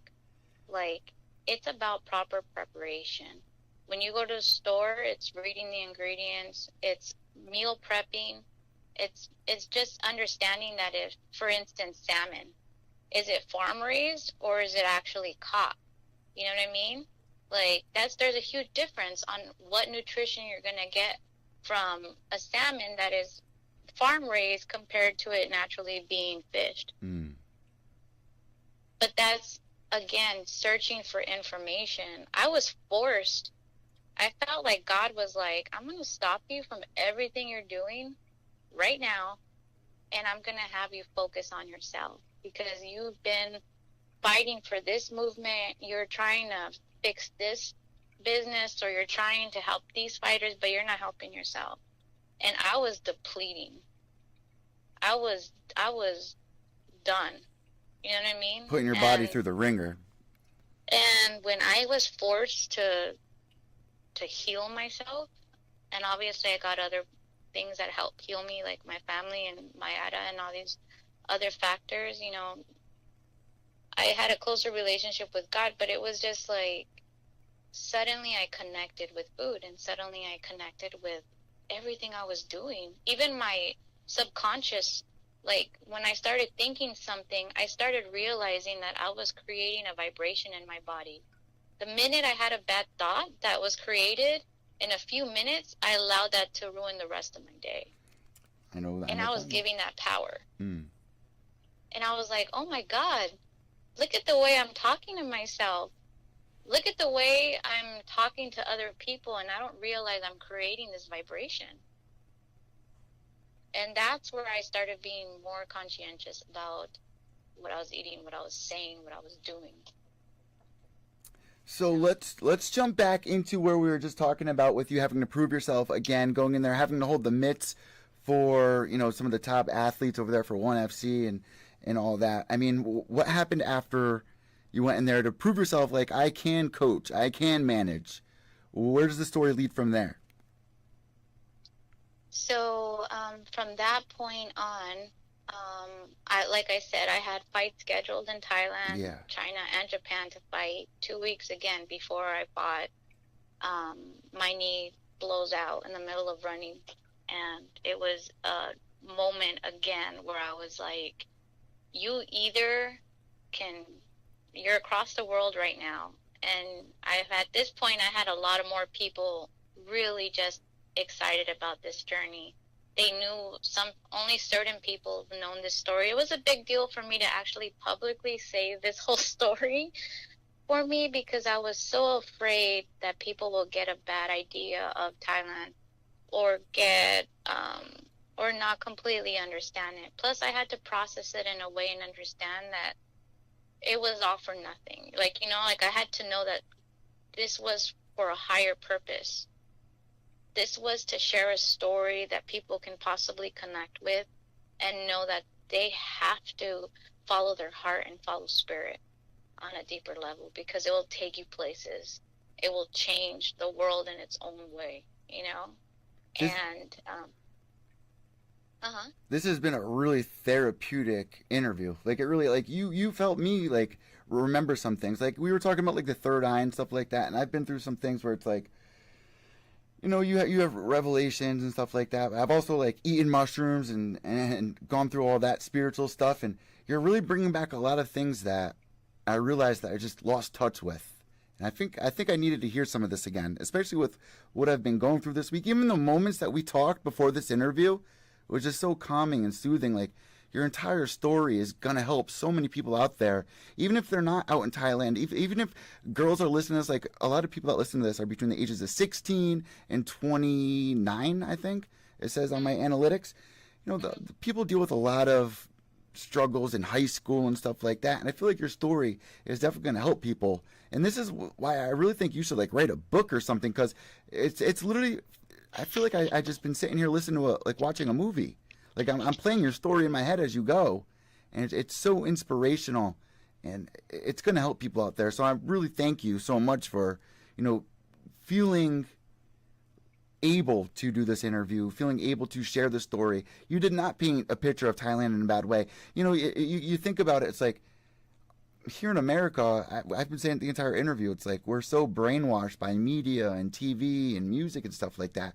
Of course, if you go over there, you know, guy or girl, they're going to look at you some type of way. And no matter where you go, Canada, anywhere. Too. Yeah, anywhere. I was here coaching, and there would be guys walking in the gym like, where's the coach? Yeah. To my face. And I'm like, I'm the coach, and they'll walk out. They didn't even know who I was, what I've done, where I am technically. They saw me for what I look like, and to them I didn't fit that category.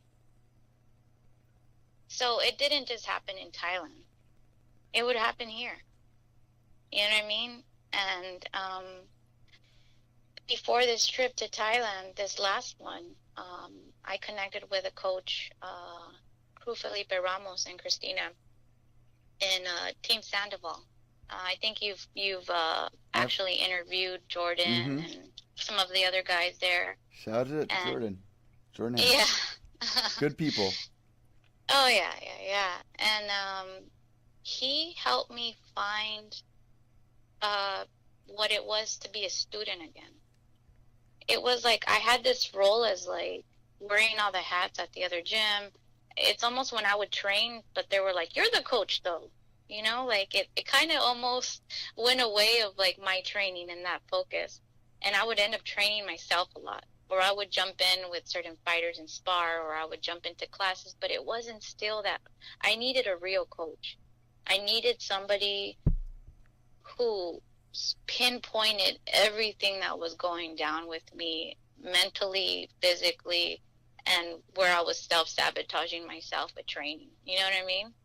I was that coach helping everybody, but for the first time, I knew at this point I needed real help. Like, I needed direction again to find myself as a fighter.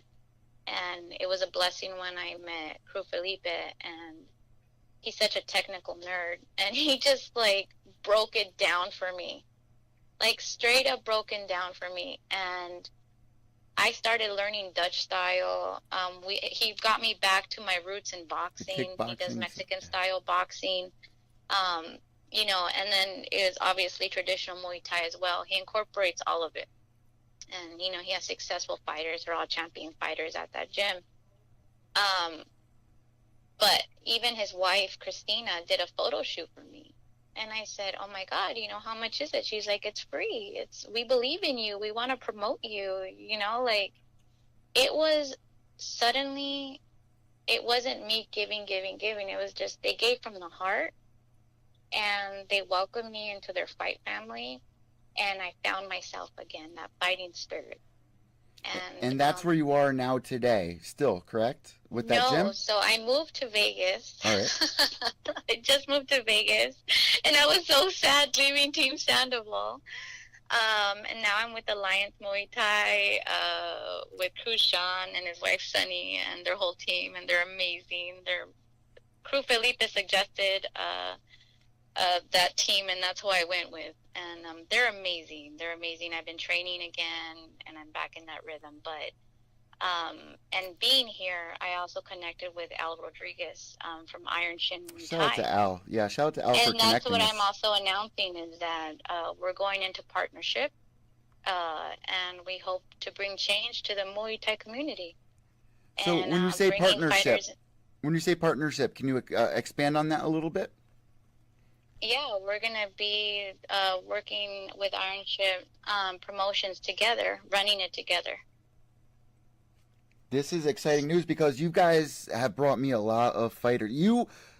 Honestly, I'm going to be real honest. You have been the best interview of the entire year, maybe of my entire career, your entire story. So, you know, I'm really looking forward to your teachings of, you know, getting some of the people that, you know, you've been training and stuff like that, and some of the fighters that you guys got over there, because there's such a comforting vibe that you guys give off. Even Al, just, I don't know, it's like real family, I feel. Oh, like, he's a sweetheart. really look out he's for his down to people. earth. Yeah, he's totally down to earth. He's just been completely supportive of my journey. We're, you know, like BFFs. But at the same time, we have like this vision of what we want to do for Muay Thai, and it's not going to just stay in the United States. We're hoping to expand on a globally and bring top level fighters and create opportunities for them. And what he does for fighters, it's not a paying job. He does it from the heart. He does this so the fighters can benefit 100%. And he's completely supportive of that. He puts in the work, you know what I mean, to create those contracts, to get medicals ready, to set up the hotels, to make sure everything is set for these fighters, transportation, every little detail, and communicating with the promoters. And when we connected and he told me everything he does, I said, I might do humanitarian work in Thailand, but you're doing it over here for the love of the sport and these fighters, because we don't get paid in the sport. And he's 100% supportive of that. And and I feel a lot of great things are going to happen. My business partner Mayada and I, we want to create projects for women who are in Muay Thai. We also want to do it globally. There's a lot going down, and I'm barely establishing my roots here as a fighter, as a coach. I'm trying to get in again to the promotional side of everything, and I'm just excited. I'm excited about how all of this is going to just play out, and what's going to be created from this. I'm no longer just a fighter. You know what I mean? It's now expanded to so much more. I think you need to do everybody a favor and write a book. I think that's what you really need to do. I actually have Robbie LeBlanc from UFC. He does a Las Vegas news blog, and he does like a motivational Monday. And he actually wants to bring a production next year. Mayada and I plan on going to Thailand to fight after I recover from surgery. And we plan on fighting in Thailand, and he wants to do a full documentary on it. That would be awesome. That would be so awesome. Yes. Your story needs to be heard. He's been filming for the UFC for a long time, and we met last night at the fights, actually, and he was just like, I want to do your story, and I want you to come on, the news podcast, and I want to film you. And I was like, what? So I've had people who've offered to help write a book. I've had people who offered to write a movie about it. But something still hasn't felt right. Like when even this podcast, I said yes. There's been opportunities before. Something just didn't seem right yet. And even with Robbie, I didn't even hesitate. It felt right.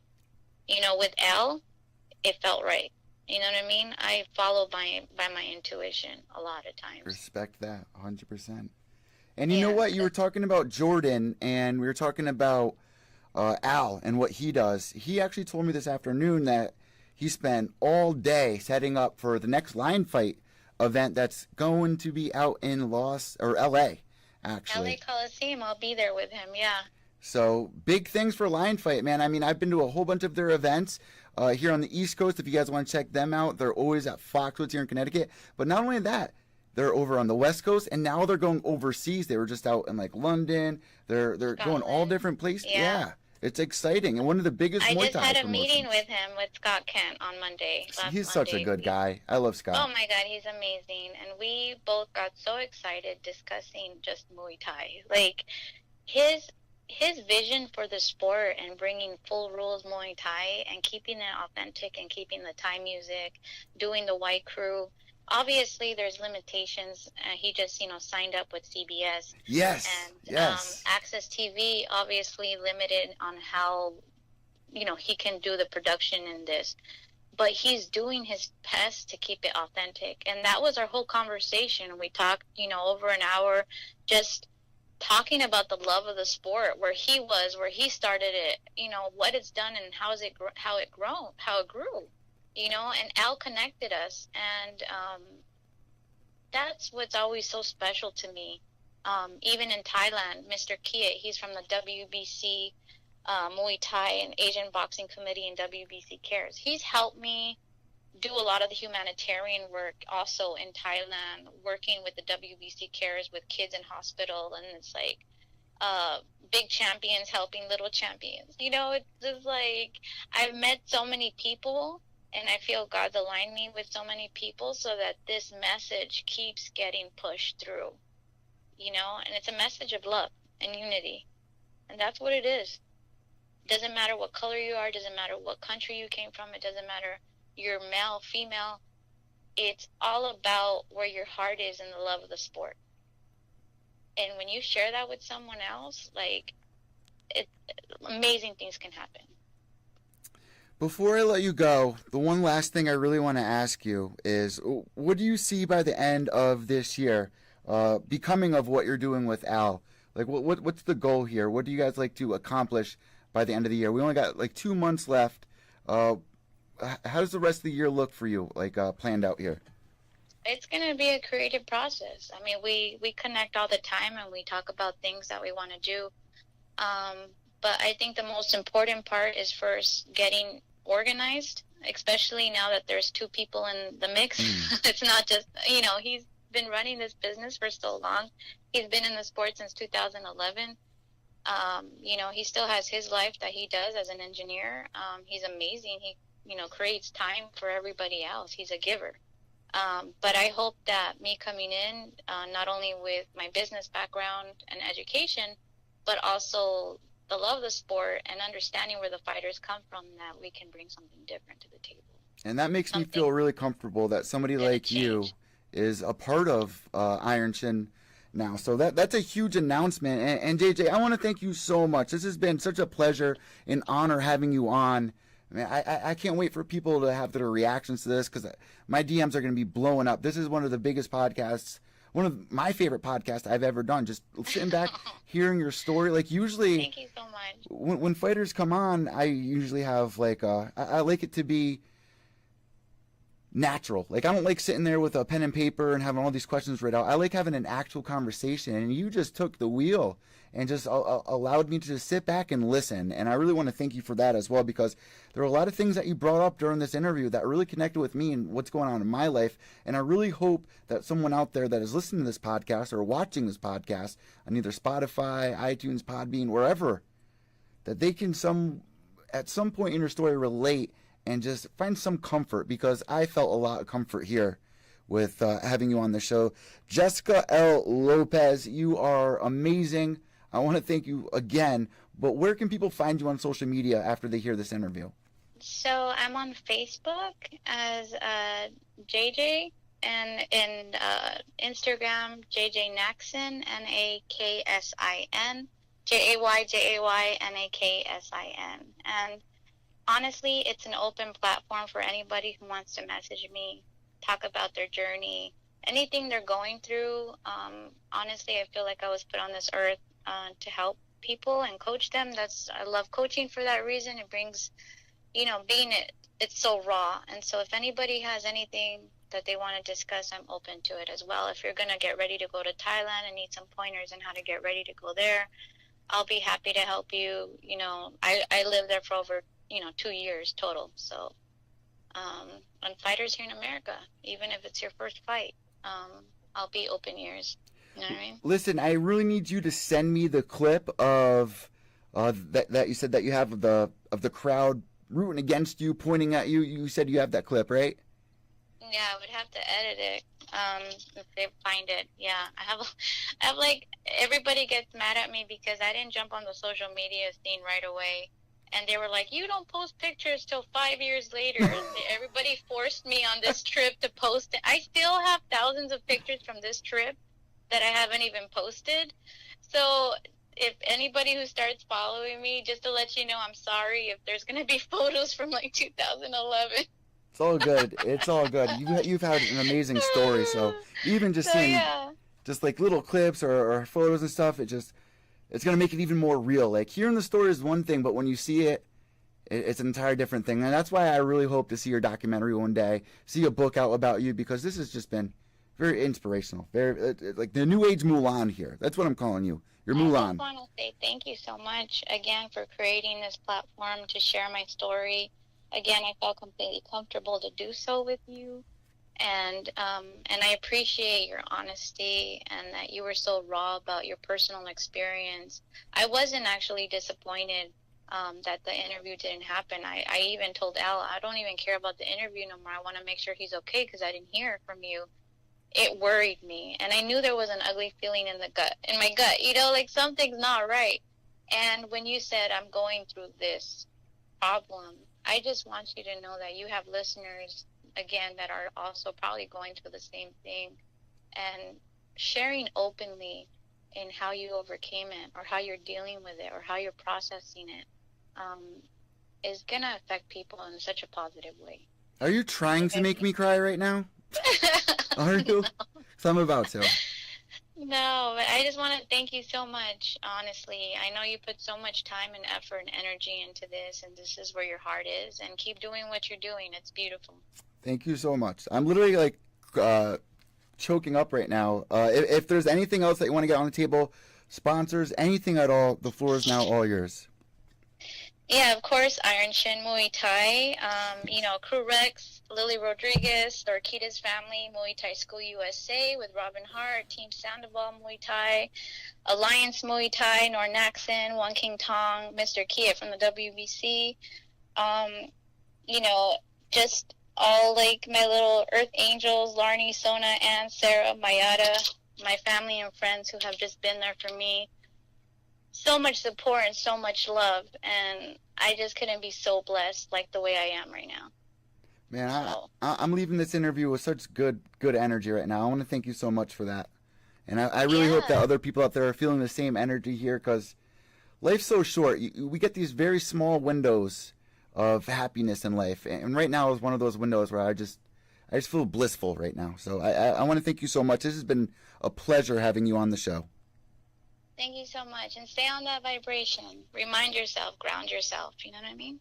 Thank you so much. We'll talk soon. And last but not least, behave yourself. No. Have a good night.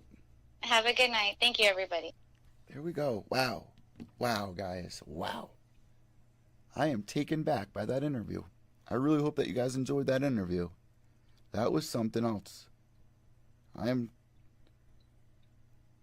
taken back by that interview. Everything that she's been through, her entire story. I mean, I can only imagine what it would mean for women hearing this story.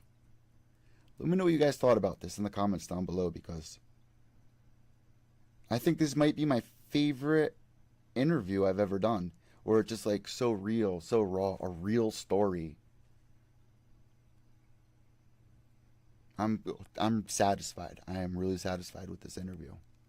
Make sure you guys give her a follow. Let me give her I know that she gave you guys her Instagram, but let me double check it for you guys. So if you want to hop over there right now and follow her, all you got to do is search Jessika L. Lopez or at JJ, that's JayJayNaksin. One more time, JayJayNaksin.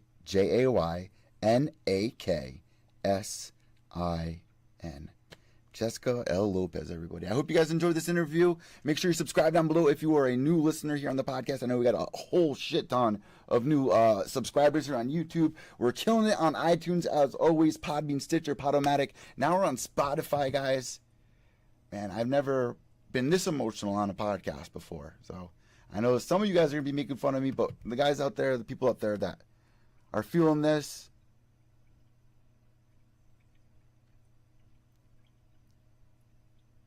you can't blame me for how I feel right now after that. That was just so comforting. So comforting. Guys, have a great day. I'm going to have a great night, relaxing night. Really helped me put things into perspective about just like these little battles that we go through in life. I mean, she was talking about how we were supposed to do the interview the other day. And I've been telling you guys, like, you know, everything I've been going through. Like, I care more about other people sometimes than I care about myself. And it ends up hurting me. I got a lot to think about now, so hope you guys enjoyed this. I did do the UFC 229 reaction. If you guys want to check that out down below, I'm going to be uploading that to iTunes, Podbean, Spotify, Stitcher, Podomatic, Player FM, all that good stuff. So check that out as well, because there was a lot that we had to unravel from last night's event with Conor McGregor. And it's been one hell of a crazy day here. It's been one hell of a crazy day. That interview was meant to happen. That interview was meant to happen. Guys, thank you so much. Waiting on this to the end. Behave yourselves.